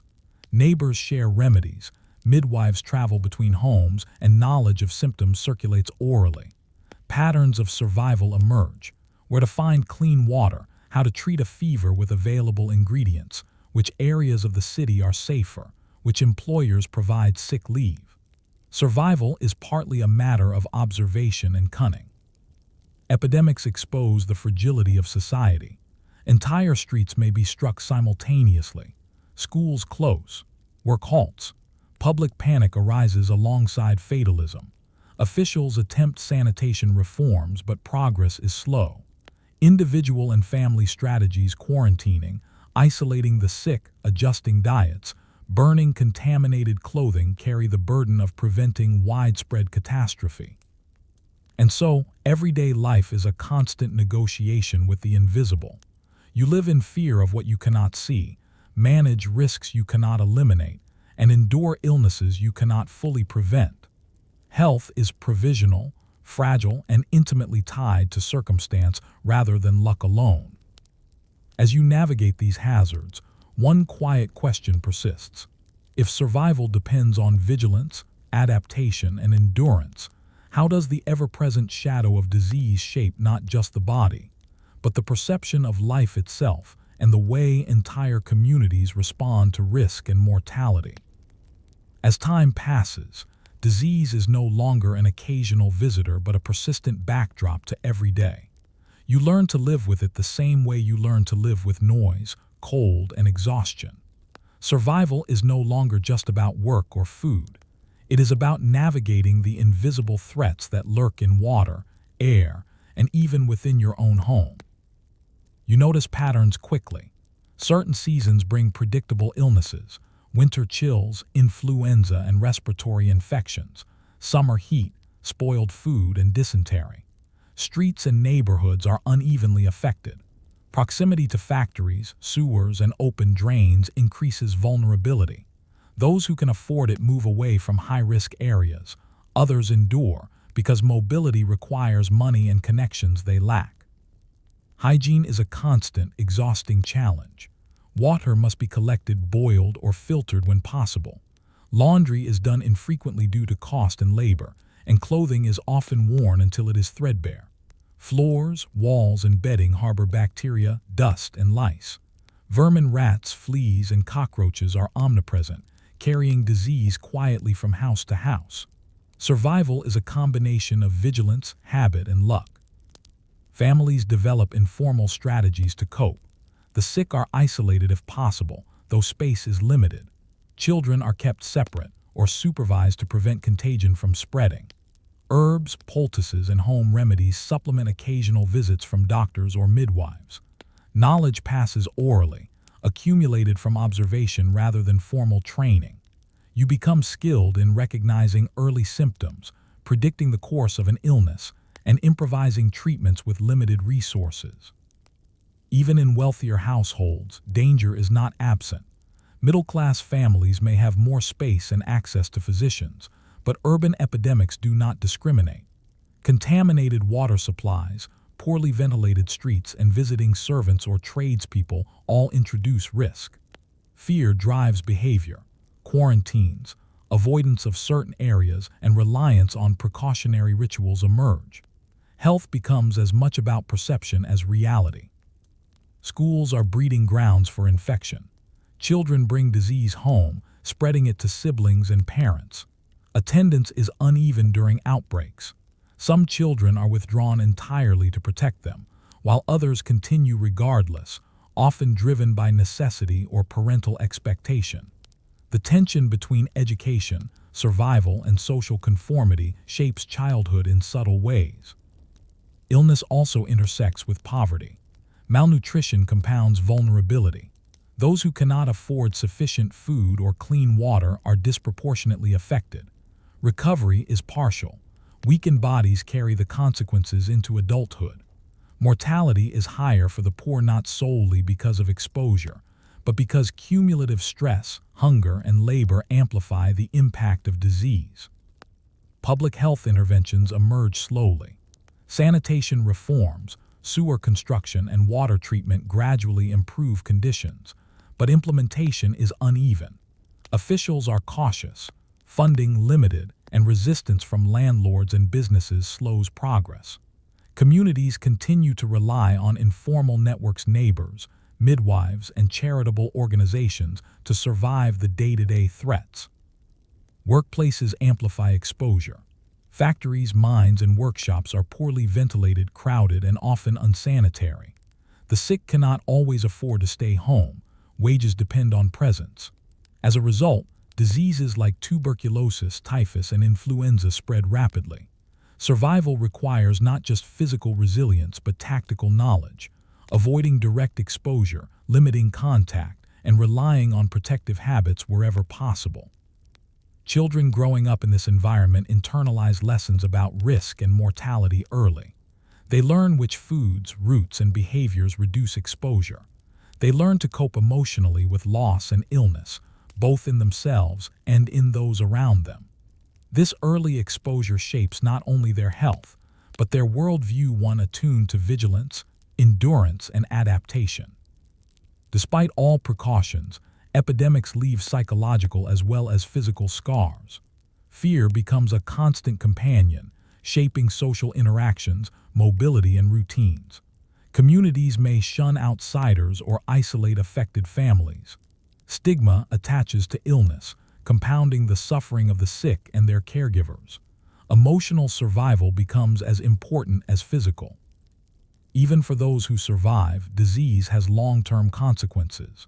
Weakened lungs, scarred skin, and impaired growth carry into adulthood. Survivors often bear the hidden costs of childhood illness, fatigue, susceptibility to future infection, and truncated physical development. Entire populations carry these cumulative effects, shaping labor, productivity, and the trajectory of families for generations. And yet human resilience endures. Families adapt, share knowledge, and negotiate the constant presence of invisible threats. Life continues despite sickness, fatigue, and the ever-present shadow of mortality. Communities learn to survive, and in their survival, they create the foundations for later public health improvements, sanitation systems, and medical understanding. As you live each day amid these constant threats, one question persists quietly. If life is lived under the shadow of invisible danger, how do the rhythms of survival shape not only individual bodies, but the collective behavior, priorities, and resilience of entire communities? By the time adulthood arrives, the lessons learned from constant exposure to disease are ingrained. Your body has endured repeated infections, malnutrition, and fatigue. Your mind has absorbed vigilance, anticipation, and emotional restraint. Even your social interactions are shaped by the awareness that illness can strike suddenly, and survival depends on observation, preparation, and adaptation. Long-term physical consequences are profound. Chronic respiratory illnesses, weakened immune systems, and developmental stunting are common. Even minor childhood infections leave lingering effects, reduced stamina, scarring, or susceptibility to future illness. Mortality remains high, but survival is no guarantee of health. Life expectancy among working-class Victorians is shaped as much by disease as by poverty or labor. The psychological imprint is equally enduring. Constant exposure to sickness and death shapes emotional responses. You learn to balance grief with endurance, to normalize loss without becoming desensitized, and to manage fear as a practical skill rather than an emotional burden. Emotional resilience becomes a survival mechanism, as vital as knowing how to purify water or prepare herbal remedies. Families internalize knowledge and strategies, passing them quietly from generation to generation. Children learn which routes to walk to avoid contaminated streets, which foods are safest to eat, and how to care for the sick without falling ill themselves. Health becomes a skill set embedded in daily life, not a theoretical concern. Communities develop informal networks of care, relying on midwives, neighbors, and charitable organizations to compensate for absent or inadequate public health systems. Epidemics leave their mark on social and economic structures. Entire households may be wiped out, leaving children orphaned and communities destabilized. Labor supply fluctuates with outbreaks, affecting productivity and wages. The poor bear the heaviest burdens, while wealthier populations experience disruption indirectly, often insulated by access to private physicians, cleaner water, and better living conditions. Social inequalities are intensified, and survival becomes intertwined with status, geography, and access to resources. Public health reforms gradually emerge, informed by the patterns of survival and failure observed over decades. Sewer construction, clean water provision, vaccination campaigns, and quarantine regulations slowly reshape urban life. Yet the majority of adults still live with the lingering consequences of years spent exposed to disease, weakened bodies, altered expectations, and a collective knowledge of survival embedded in habits and routines. Resilience and ingenuity coexist with vulnerability. Communities develop coping mechanisms, social norms, and adaptive behaviors that allow life to continue amid the constant threat of contagion. Human behavior evolves to accommodate risk, spatial arrangements within homes, avoidance of known vectors, and careful monitoring of children and neighbors. Survival is not passive, it is active, requiring both physical endurance and cognitive vigilance. Disease also reshapes perception of time and risk. Daily life is punctuated not only by work and domestic duties but by calculation, which foods are safe, when to leave the house, how to care for the sick, and how to minimize exposure. Decisions that might seem minor: boiling water, closing windows, avoiding certain streets, carry the weight of life and death. Survival becomes a constant negotiation with invisible threats. The cumulative impact of living with disease is profound and invisible. Survivors carry the scars of childhood illness into adulthood. The lessons learned influence family planning, labor participation, and social behavior. Entire neighborhoods carry patterns of resilience, knowledge, and caution that define the social fabric long after individual epidemics subside. And so, as you reflect on the pervasive presence of illness in everyday Victorian life, one final question remains. How much of human behavior, community structure, and social expectation is shaped by the constant need to navigate invisible threats, and what lessons does this enduring shadow of disease leave for the societies that follow? Story 6. Children of Labor, Growing Up in Factories and Streets. In Victorian Britain, childhood is not a sanctuary. For many, it is a stage of preparation for work, hardship, and survival. Streets, factories, and workshops serve as classrooms, and the lessons learned are often painful, exhausting, and permanent. Play exists, but only in stolen moments. Curiosity is tempered by the constant need to work, obey, and endure. If you are born into a working-class family, your life is defined from the start by necessity. Your days are filled with chores, errands, and tasks designed to contribute to household survival. By age 7 or 8, you may already be employed part-time delivering newspapers, running errands for local shops, or assisting parents with domestic labor. By 10 or 12, you are likely working in a factory, mine, or workshop. Your body grows under strain. Your mind grows under pressure. Factories are both school and prison. Machines dominate every movement. Dust, lint, and smoke fill the air. Supervisors enforce discipline with severity. Children are prized for their size and agility but considered expendable. A lost finger, a burn, or a fall is treated as a matter of course. Each day teaches endurance, caution, and the economy of movement. Mistakes can have lifelong consequences. Streets are another classroom. Children running errands, hawking goods, or scavenging navigate dangers of traffic, crime, and disease. They learn urban geography early, memorizing routes, shortcuts, and safe spaces. Risk is constant. Hunger, exhaustion, and exposure heighten vulnerability. Yet these experiences also foster cunning, observation, and adaptability. Survival depends as much on cleverness as on physical strength. Workshops and artisan trades impose additional burdens. Apprenticeships may last years, involving long hours, repetitive labor, and exposure to hazardous materials. Knowledge is transmitted through observation and repetition rather than formal instruction. You learn precision, discipline, and resilience, but at the cost of freedom, exploration, and conventional schooling. Education is limited, often secondary to labor. Poor children may attend charity schools or Sunday schools, but the hours are short and the curriculum minimal. Literacy and numeracy are prized for their utility, but full intellectual development is constrained.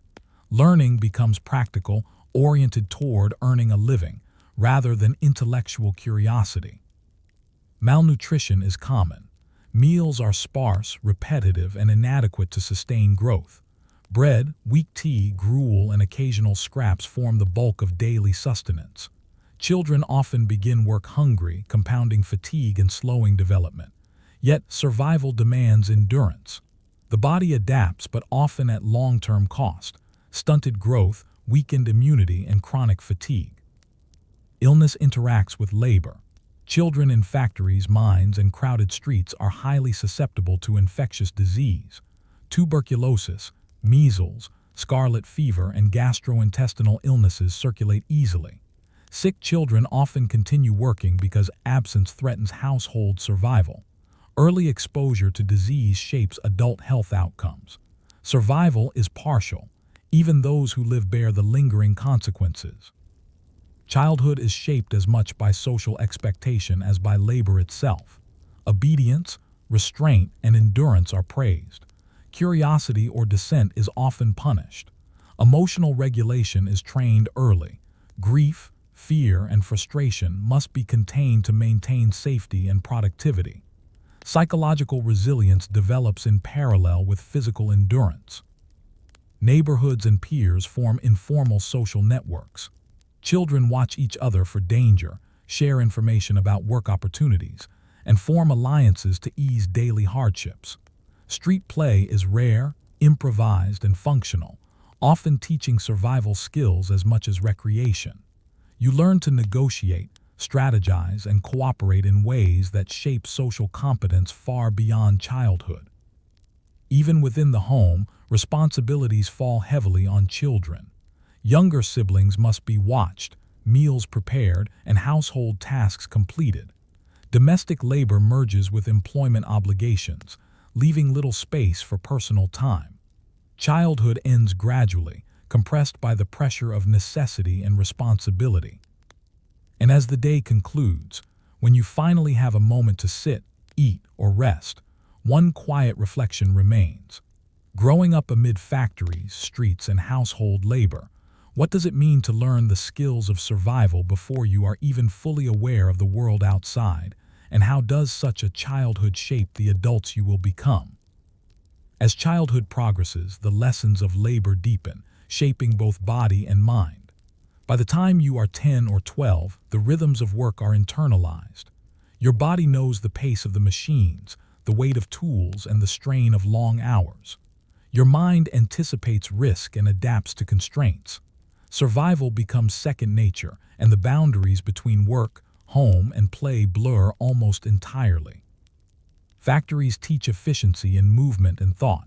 You learn to perform repetitive tasks precisely, under the watchful eye of supervisors who enforce discipline ruthlessly. Speed is rewarded, mistakes punished. You develop instinctive awareness of danger, a hand hovering near a spinning belt, a foot placed just so on a narrow platform. Reflex and foresight become survival tools.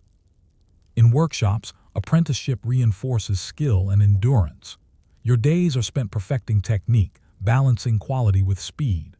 Small hands become precise instruments, capable of manipulating machinery or crafting intricate items. Yet with each success comes exhaustion. Long hours leave muscles sore, eyes strained, and energy depleted. Breaks are minimal, and the workday often extends beyond daylight, especially during peak production periods. Street life complements this industrial education.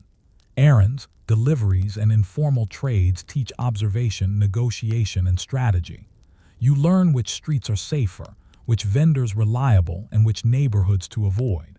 You adapt to constant exposure to strangers, danger, and urban unpredictability. Resourcefulness becomes a survival skill, honed in the harsh laboratory of the streets. Health is a constant concern. Children endure poor nutrition, exposure to the elements, and repeated illnesses. Disease spreads quickly in crowded workplaces and neighborhoods. Fevers, colds, and gastrointestinal ailments are routine. You adapt through endurance, instinctive hygiene practices, and sometimes simple luck. Illness delays work and increases vulnerability, creating constant tension between survival and productivity. Education remains patchy. Reading, writing, and arithmetic are often learned in brief sessions at charity or Sunday schools, if at all. Lessons are practical. Literacy helps secure employment, numeracy helps calculate wages. Intellectual curiosity must compete with the demands of survival. The world of ideas exists at the margins, secondary to the imperatives of food, work, and endurance. Within the household, responsibilities compound. Older children care for younger siblings, manage domestic chores, and support family income through piecework or informal labor. Playtime is minimal and highly structured around the needs of the family. Emotional labor tending to the anxieties, grief, and exhaustion of adults falls disproportionately on older children. Childhood is truncated, shaped by necessity and expectation. Social skills develop in the crucible of shared hardship. Alliances form with peers to navigate labor, negotiate privileges, or evade punishment. You learn observation, negotiation, and conflict management early. Trust is earned cautiously. Loyalty is practical, often contingent on shared survival rather than sentiment. These social strategies, learned in adolescence, carry into adulthood, shaping relationships and community behavior for years to come. Hazards are omnipresent. Machines, tools, street traffic, and disease create an environment where missteps can be catastrophic. Children develop risk awareness as instinct. They learn to anticipate, avoid, or compensate. Play often serves as rehearsal for survival. A street game can teach balance, caution, or quick reaction in ways that echo the demands of work. Yet amid hardship, small victories emerge. Completing a task successfully, earning a few coins, or helping a sibling survive the day becomes a source of pride. These small triumphs build confidence and a sense of agency. Even in constrained circumstances, children experience autonomy and skill, though always bounded by necessity. By adolescence, the physical and psychological impacts of early labor are evident. Bodies may be underdeveloped or prematurely aged from hard work and poor nutrition. Minds are conditioned for endurance and practical problem solving, sometimes at the cost of imagination or curiosity. Childhood ends not with a transition, but with a continuum. Adolescence merges seamlessly into the labor demands of adulthood. And so, as you navigate the blurred boundaries of work, home, and play, one lingering question remains. When survival defines the rhythm of childhood, and skill is inseparable from endurance, what traces of imagination, freedom, or identity are sacrificed, and which survive quietly in ways the outside world may never notice? By the time you reach adulthood, the experiences of childhood labor have left indelible marks: physical, psychological, and social. Your body bears the imprint of repetitive strain, undernourishment, and exposure to harsh environments. Your hands, back, and lungs carry scars from work begun before they were fully formed. Chronic fatigue and susceptibility to illness are lifelong companions, often limiting opportunity even as the industrial economy demands productivity. Psychologically, the lessons of childhood labor are equally enduring. Endurance, self-reliance, and vigilance have become reflexive. Emotional regulation is second nature, cultivated through repeated exposure to stress, risk, and loss. Grief, fear, and frustration are managed quietly because the world rarely offers time or space to process them fully. Resilience, forged under necessity, becomes a defining trait of adulthood. Social relationships are also shaped by early labor. Peer alliances formed on streets and in workshops influence patterns of trust, cooperation, and negotiation throughout life. Families, tested repeatedly by scarcity, illness, and work, develop informal strategies for survival. Shared responsibilities, careful observation of resources, and tacit understanding of limits. These social skills, honed in childhood, often determine one's ability to navigate adult life successfully. The effects of early labor extend into employment. Those who grew up working in factories or workshops enter adulthood already trained for efficiency, precision, and endurance. They are accustomed to long hours, strict supervision, and high-risk environments. Yet this early training comes at a cost. Bodies weakened by years of strain may be less capable of sustaining prolonged work, and minds conditioned for survival may struggle with innovation, creativity, or independent decision-making. Childhood labor also leaves lasting emotional impressions. Death, disease, and injury are familiar companions. You have witnessed peers and siblings fall ill or perish, sometimes while continuing to work beside them. These experiences cultivate emotional restraint, but also a muted awareness of mortality and a heightened sense of pragmatism. Life is measured in tasks completed, not in leisure or pleasure. For those who survive, memories of early hardship are intertwined with pride and skill. Completing difficult tasks, mastering machinery, or navigating dangerous streets builds confidence and competence. Yet this competence is inseparable from necessity. Achievements are framed not by choice, but by survival. Personal identity is forged in the crucible of endurance, and the lessons learned echo across decades. Society also bears the imprint of childhood labor. Early workforce participation fuels industrial growth, provides labor for workshops, and shapes communities structured around work and survival.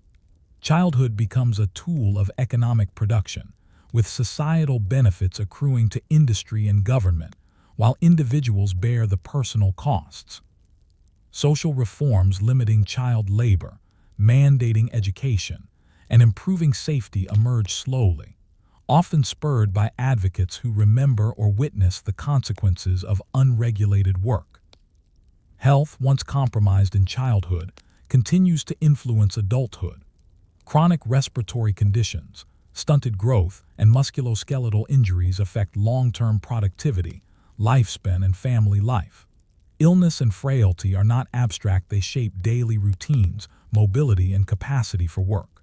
The body retains memory of its early demands, even as technology, reform, and social change gradually improve conditions for the next generation. Yet resilience persists. Individuals adapt to limitations, develop strategies to navigate labor and illness, and carry forward skills learned under duress. Early hardship shapes not only survival but ingenuity, resourcefulness, and community cohesion.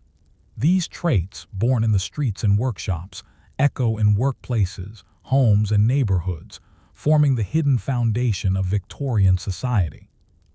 And as you reflect on the lives of children who grew up working long hours, exposed to danger, disease, and fatigue, one final question lingers. When childhood is defined by labor and survival, rather than play and protection, what traces of human potential are lost? And what forms of strength, ingenuity, and resilience endure in ways history often overlooks?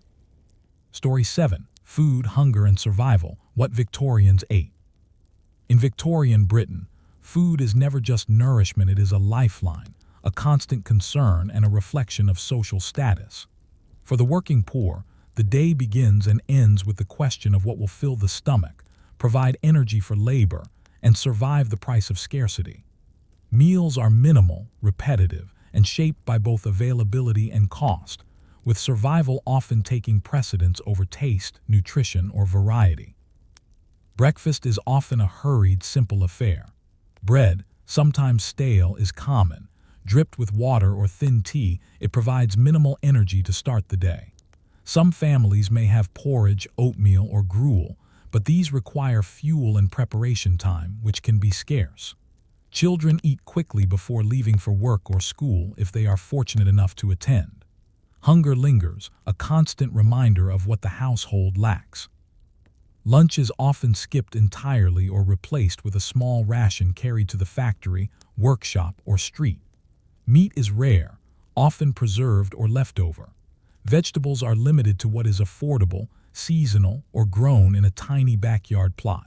Many rely on potatoes, a staple due to low cost and high caloric value, though lacking essential vitamins. Survival hinges on maximizing calories while minimizing expenditure. Markets are both opportunity and challenge. Vendors sell bread, eggs, milk, or vegetables, but prices fluctuate with season, weather, and supply. Those with limited funds must plan carefully. A small purchase today may determine what is available for tomorrow.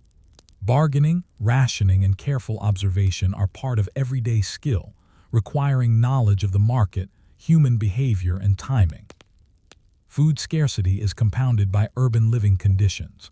Crowded housing offers little space for storage or preparation. Meat spoils quickly without refrigeration. Milk sours rapidly. Leftovers are consumed immediately or discarded, leaving little margin for error.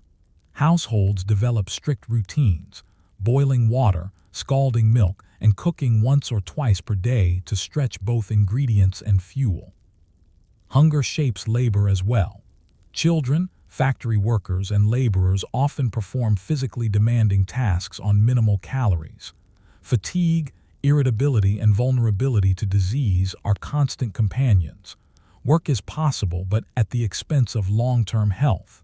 Hunger, like labor, teaches endurance and discipline from a young age. Charitable relief exists but is limited. Soup kitchens, workhouses, and bread distributions offer temporary reprieve, but often with stigma attached. Meals are functional, not nourishing, and access is regulated by rules that discourage dependence. Survival requires both ingenuity and social navigation, who to ask, when, and how without inviting shame or reprisal. Food also carries social meaning. Families gather around minimal meals, preserving routine and structure amid scarcity.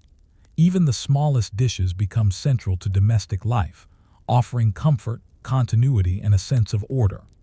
Cooking skills, learned under constraint, become critical tools for survival, stretching ingredients, preserving perishables, and providing adequate calories for long hours of labor.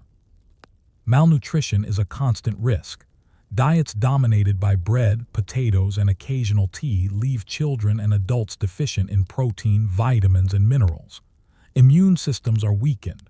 Growth is stunted. Fatigue becomes normalized. Survival depends on small adaptations, scavenging, supplementing with wild foods, or stretching rations creatively. Hunger also affects mental and emotional life. Anxiety about the next meal permeates decisions, routines, and social interactions. Children learn early to prioritize food, sometimes hoarding or competing with siblings. Adults balance the needs of children, spouses, and themselves, often sacrificing their own nutrition for others. Food scarcity becomes both a practical and moral concern, shaping daily life in subtle, persistent ways. Even in households that manage to avoid severe hunger, meals are repetitive and austere. Variety is rare. Special occasions, birthdays, holidays, or religious festivals may offer richer fare, but these are fleeting exceptions rather than norms. Life is structured around simple sustenance, calibrated to survive labor, disease, and scarcity. And as you consider the daily struggle for nourishment, one quiet thought emerges. When survival is defined by the ability to secure enough to eat, what becomes of appetite, enjoyment, and culture? And how do these small victories of sustenance shape not only the body, but the resilience and ingenuity of those who endure? As the day progresses, food is not merely a source of energy, it is a puzzle to be solved, a resource to be rationed, and often a battlefield of priorities within the household. Victorian families, particularly the working poor, develop a variety of strategies to stretch meager supplies and extract the maximum nutrition possible from limited ingredients. Survival depends on ingenuity, timing, and resourcefulness. One common tactic is the reliance on staples. Bread, potatoes, and porridge form the foundation of nearly every meal. Bread may be bought daily or every few days, with stale loaves reused by softening them in soups or stews. Potatoes are boiled, mashed, or baked, often supplemented with scraps of meat, fat, or vegetables scavenged from markets or gardens. Gruel, oatmeal, barley, or rice boiled in water or thin milk is another ubiquitous sustenance, especially for children, because it fills the stomach and provides some calories without cost. Leftovers are treated as precious commodities. Even the smallest scraps are saved, reheated, or repurposed. A single piece of meat can appear across multiple meals, boiled in soup, added to porridge, or chopped into stew. Vegetables, wilted or bruised, are transformed into soups or baked dishes. Every morsel is evaluated for both caloric value and the effort required to prepare it. Waste is unthinkable. Households also turn to seasonal and foraged foods. In summer and early autumn, families may gather berries, wild greens, or apples from hedgerows and vacant lots. Markets provide opportunities to buy discounted or damaged goods, vegetables slightly spoiled, meat near the end of its shelf life. These options carry risk. Spoiled items may cause illness, but for many, the alternative is hunger. Survival requires careful judgment. Cooking methods are economical but labor-intensive.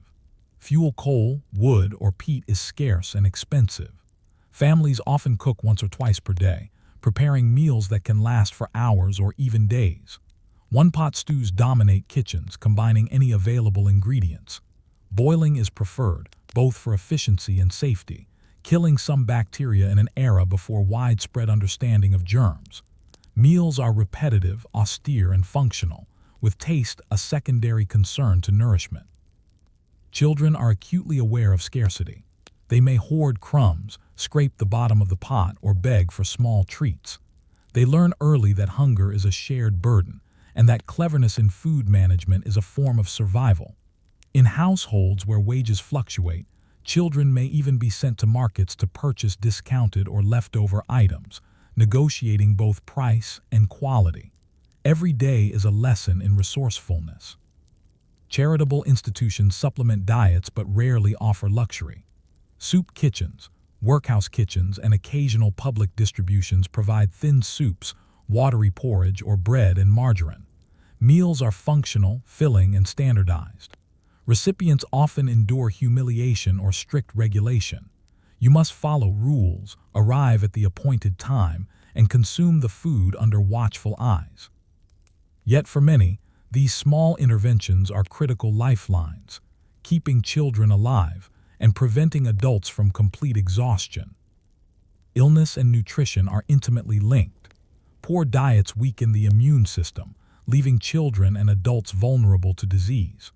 Tuberculosis, scurvy, rickets, and other deficiencies are common, compounded by long hours of labor and inadequate calories. Survival depends not only on labor and shelter, but on acquiring sufficient nutrients to sustain energy, growth, and resistance to infection. Food is also deeply tied to social status. Wealthier families enjoy meat, dairy, and imported produce luxuries often absent from working-class homes. Even small celebrations or religious observances are marked by richer meals. For the poor, food scarcity reinforces inequality, shaping expectations and social mobility. Children learn early that survival is distinct from abundance, and that ingenuity often substitutes for privilege. Even the smallest victories matter.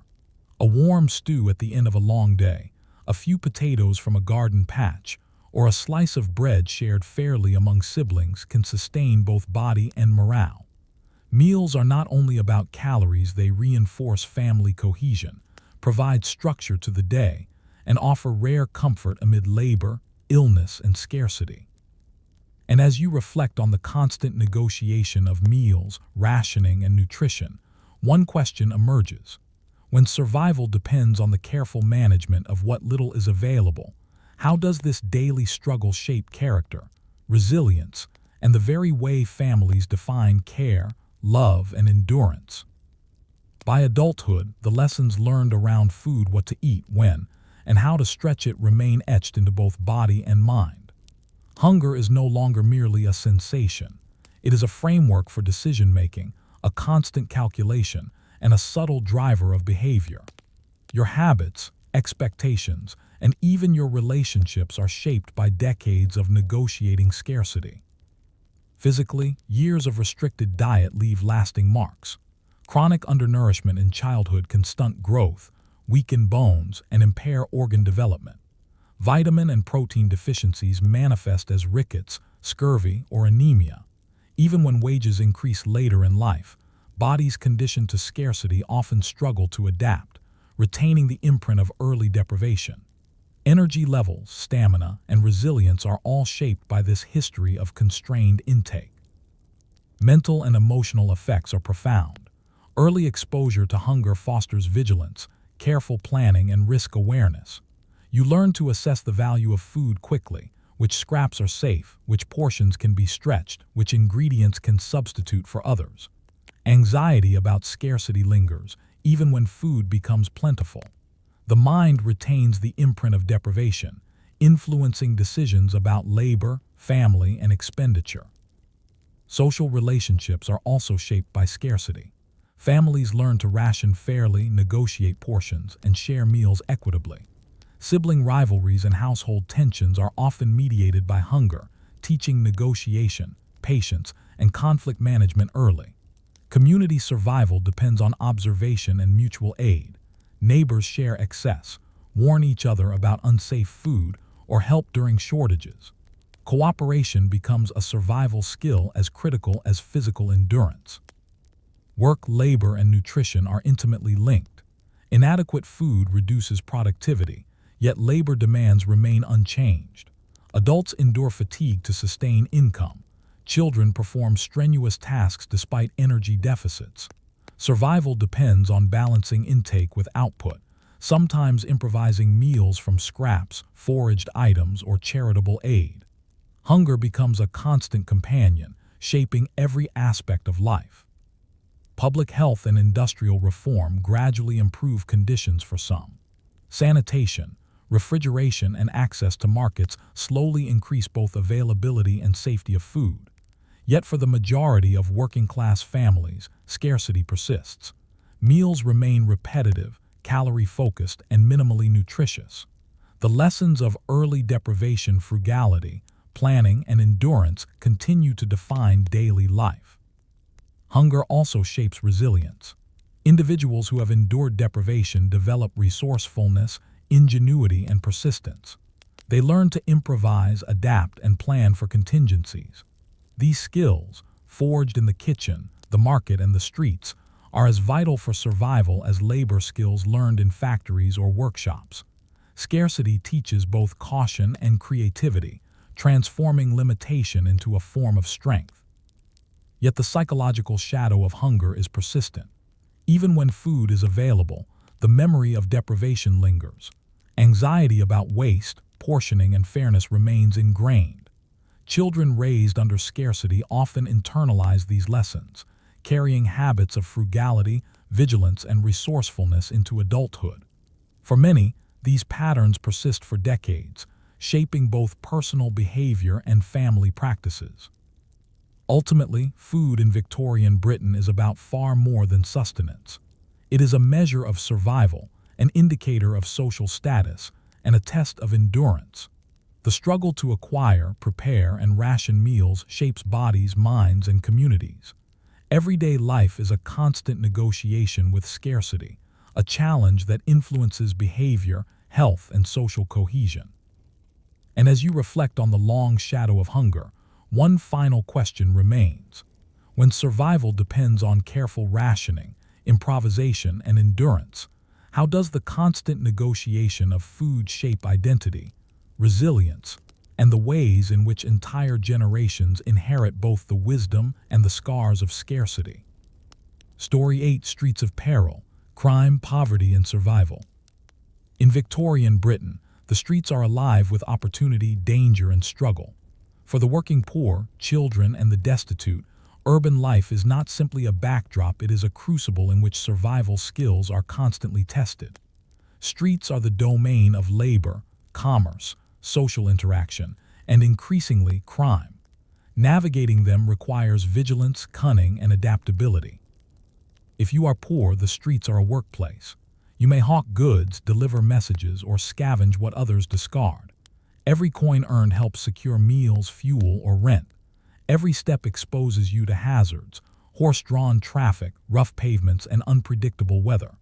You learn early to judge risk, pace yourself, and seize opportunity whenever it appears. Success depends as much on observation and negotiation as on physical endurance. Yet survival is rarely orderly. Poverty concentrates people into overcrowded neighborhoods where resources are scarce and tension is high. Competition for jobs, food, and shelter fosters conflict. Streets are filled with people desperate to make a living, protect themselves, or find relief.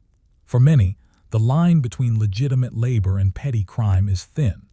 Theft, begging, and other forms of survival behavior are common, shaped less by morality than by necessity. Children are especially vulnerable. Orphaned or abandoned, they may roam the streets, relying on ingenuity, stealth, and alliances for survival. Gangs emerge as informal protective networks, offering safety, shared resources, and instruction in navigating urban hazards. Membership comes with both advantage and risk. Loyalty is required, but betrayal or exposure to violence is common. Survival is learned early, in ways the wealthy rarely witness. Work and crime intersect in complex ways. Young street vendors or errand runners may encounter theft, extortion, or coercion from older children or adults. Bribery and small cons are normalized as pragmatic strategies. Lessons are learned quickly: whom to trust, when to defend oneself, and how to turn scarcity into opportunity. Every interaction carries both opportunity and risk. Policing is inconsistent. Law enforcement focuses largely on theft, violence, or public order, often targeting the poor disproportionately while ignoring systemic causes of poverty. Surveillance is patchy. Punishment can be severe. Being caught stealing a loaf of bread or petty goods may result in imprisonment or corporal punishment. Survival requires a balance of daring and discretion. Hunger and desperation drive behavior. A starving child may steal from a market stall. A family may sell possessions to secure a meal. Acts that seem immoral are, in context, exercises in survival. Ethics are pragmatic, guided by necessity rather than societal ideals. Violence, theft, and deception coexist with care, loyalty, and community support. Survival is messy, morally ambiguous, and constant. Disease is another invisible threat. Streets are contaminated with waste, stagnant water, and refuse. Exposure to human and animal waste, spoiled food, and urban pollution creates opportunities for infection. Poverty, fatigue, and inadequate nutrition compound vulnerability. The sick are often left to fend for themselves. Survival depends on both caution and adaptability. Even leisure is shaped by danger and scarcity. Street games, socializing, and play must be negotiated within the constraints of survival. Children learn rules of safety, negotiation, and hierarchy quickly. Observation, mimicry, and cautious experimentation are central to acquiring the social intelligence needed to navigate urban life. Risk is a constant companion, shaping every interaction. Life on the streets teaches subtle skills that are invisible to outsiders. Reading human behavior, anticipating danger, and leveraging limited resources become instinctive. Physical agility, social cunning, and practical intelligence are valued more highly than formal education. Experience becomes the curriculum, and survival is both teacher and exam. And as you consider the precarious existence of those living on Victorian streets, one quiet question remains. In a world where danger, scarcity, and competition are constant, how does the necessity of survival shape behavior, morality, and the social bonds that allow entire communities to endure against overwhelming odds? As life on the streets continues, survival becomes a combination of skill, strategy, and observation. Every action carries consequences, and small mistakes can be costly. You learn quickly that the urban environment rewards vigilance and punishes inattention. Hunger, labor, disease, and crime intersect, shaping daily life into a careful balancing act. Children growing up on the streets develop a specialized intelligence. They recognize which areas are safe, which vendors can be trusted, and which routes minimize exposure to both authority and aggression. Memory becomes crucial, knowing where to find clean water, which alleys are less crowded, or where a sympathetic adult might provide temporary relief. Survival is as much mental as it is physical. Gangs and informal networks provide both protection and opportunity. Older children or teenagers often mentor younger ones, teaching them how to beg, scavenge, or negotiate for small wages. These alliances are fragile, dependent on trust, loyalty, and shared need. Betrayal or misjudgment can result in punishment, loss of reputation, or injury. Yet within these networks, children learn cooperation, strategy, and resilience skills critical for life beyond the streets. Crime is both threat and tool. Pickpocketing, petty theft, and con games are commonplace, often executed by necessity rather than greed. Victims are sometimes members of the same class, sometimes wealthier urbanites. Learning to commit, avoid, or respond to theft is part of the curriculum of survival. Moral lines blur. Acts of transgression are evaluated through a lens of practicality rather than principle. Labor and survival intertwine in complex ways. Street children may sell newspapers, clean shoes, or deliver goods, yet their earnings are often vulnerable to theft, coercion, or unpaid labor by adults exploiting their vulnerability. Each transaction requires negotiation, observation, and sometimes bluffing. You learn to read body language, anticipate reactions, and act quickly. Daily life is an ongoing exercise in risk management. Hunger amplifies danger. Starvation drives children and adults alike to take risks they might otherwise avoid. Stealing bread, approaching strangers for help, or navigating hazardous streets. Malnutrition weakens the body, slows reflexes, and diminishes resistance to disease, creating a feedback loop of vulnerability. Those who survive learn to balance immediate need against long-term risk. Every decision carries weight. Disease remains a silent threat. Streets are contaminated with refuse, stagnant water, and human waste.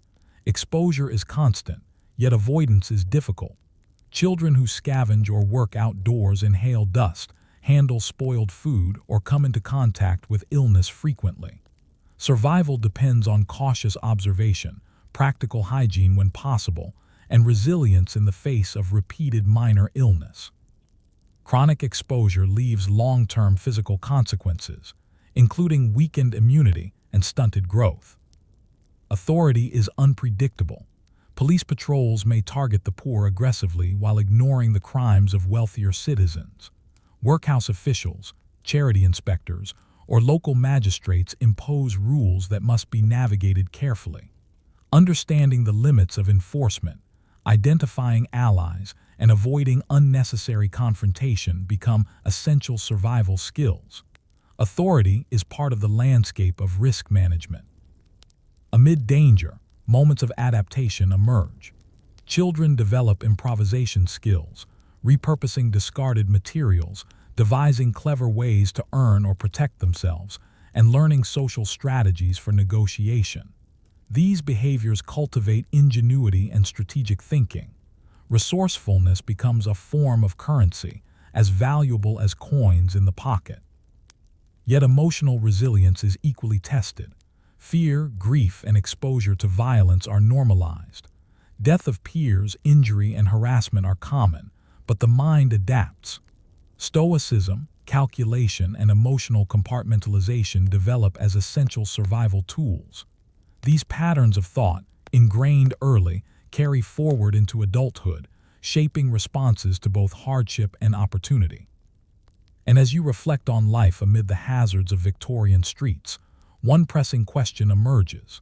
When every day is a negotiation between hunger, danger, and limited opportunity, how do these pressures shape morality, community bonds, and the subtle ingenuity that allows individuals to endure, even thrive, despite the constant threats surrounding them? By adulthood, life on the streets has left a lasting imprint. The skills, habits, and instincts developed amid danger and scarcity define not only survival but identity itself. You are shaped by necessity, alert to risk, adept at negotiation, cautious with trust, and capable of endurance that would be remarkable in calmer circumstances. Yet survival comes with costs: physical, psychological, and moral. Physically, the body bears the traces of exposure and labor. Cuts, bruises, and scars are visible reminders of falls, altercations, or accidents. Malnutrition and disease endured during childhood weaken muscles and immune systems, sometimes permanently. Those who have survived street life often carry chronic fatigue, respiratory problems, or other long-term health consequences, yet their endurance allows them to function where others might falter. Mentally, the lessons of survival shape judgment and perception. You instinctively calculate risk, assess character, and plan multiple steps ahead. Observation becomes a reflex. You recognize subtle cues in behavior, posture, or expression that indicate danger, opportunity, or trustworthiness. These skills, honed from necessity, persist into adulthood, influencing relationships, employment, and social navigation. Morality, shaped by survival, is pragmatic. Acts of theft, deception, or aggression are often performed not out of malice but from necessity. Ethics are fluid, guided by context rather than abstract principles. Loyalty, trust, and cooperation exist alongside theft and exploitation. Community is defined less by legal norms and more by shared survival strategies. You learn who can be relied upon, who to avoid, and how to negotiate both risk and reciprocity in a precarious environment. Social bonds formed on the streets endure. Peers, mentors, and networks established during youth often provide long-term support. Knowledge about resources, routes, and strategies for navigating scarcity is transmitted informally across generations. These social structures are fragile yet vital, ensuring both individual and communal survival in environments where formal support systems are minimal or absent. Economic opportunity remains limited but is navigated with ingenuity. Former street children often excel in informal labor, small trade, or adaptive employment, applying skills learned early: negotiation, observation, and resourcefulness. Yet advancement is constrained by class, health, and social stigma. The lessons of the streets are survival skills more than gateways to prosperity. Psychologically, the long-term effects of exposure to danger and scarcity are profound. You develop emotional resilience, tempered stoicism, and a pragmatism that shapes decision-making in every facet of life. Trauma is normalized, grief internalized, and vigilance maintained. Yet alongside hardship, a quiet ingenuity emerges, the ability to adapt, improvise, and seize opportunity despite systemic constraints. Even as society evolves, the shadow of early hardship persists.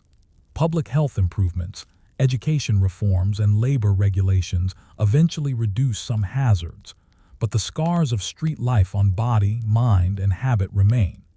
Survival skills cultivated under extreme conditions endure, shaping behavior, expectations, and community interactions for decades. The story of Victorian street life underscores both the costs and resilience of survival. Human ingenuity, social cohesion, and adaptability allow individuals and communities to endure in the face of chronic scarcity, violence, and danger. Yet the legacy is complex. Skill, endurance, and cunning are accompanied by stunted health, hardened emotions, and pragmatic morality born of necessity rather than choice. And as you reflect on the precarious, cunning, and often invisible lives of those who navigated the streets, one final question emerges. In a world where survival is constant, danger omnipresent, and morality fluid, how much of human ingenuity, resilience, and social cohesion arises from necessity, and how much is quietly sacrificed in the shadows of poverty and peril?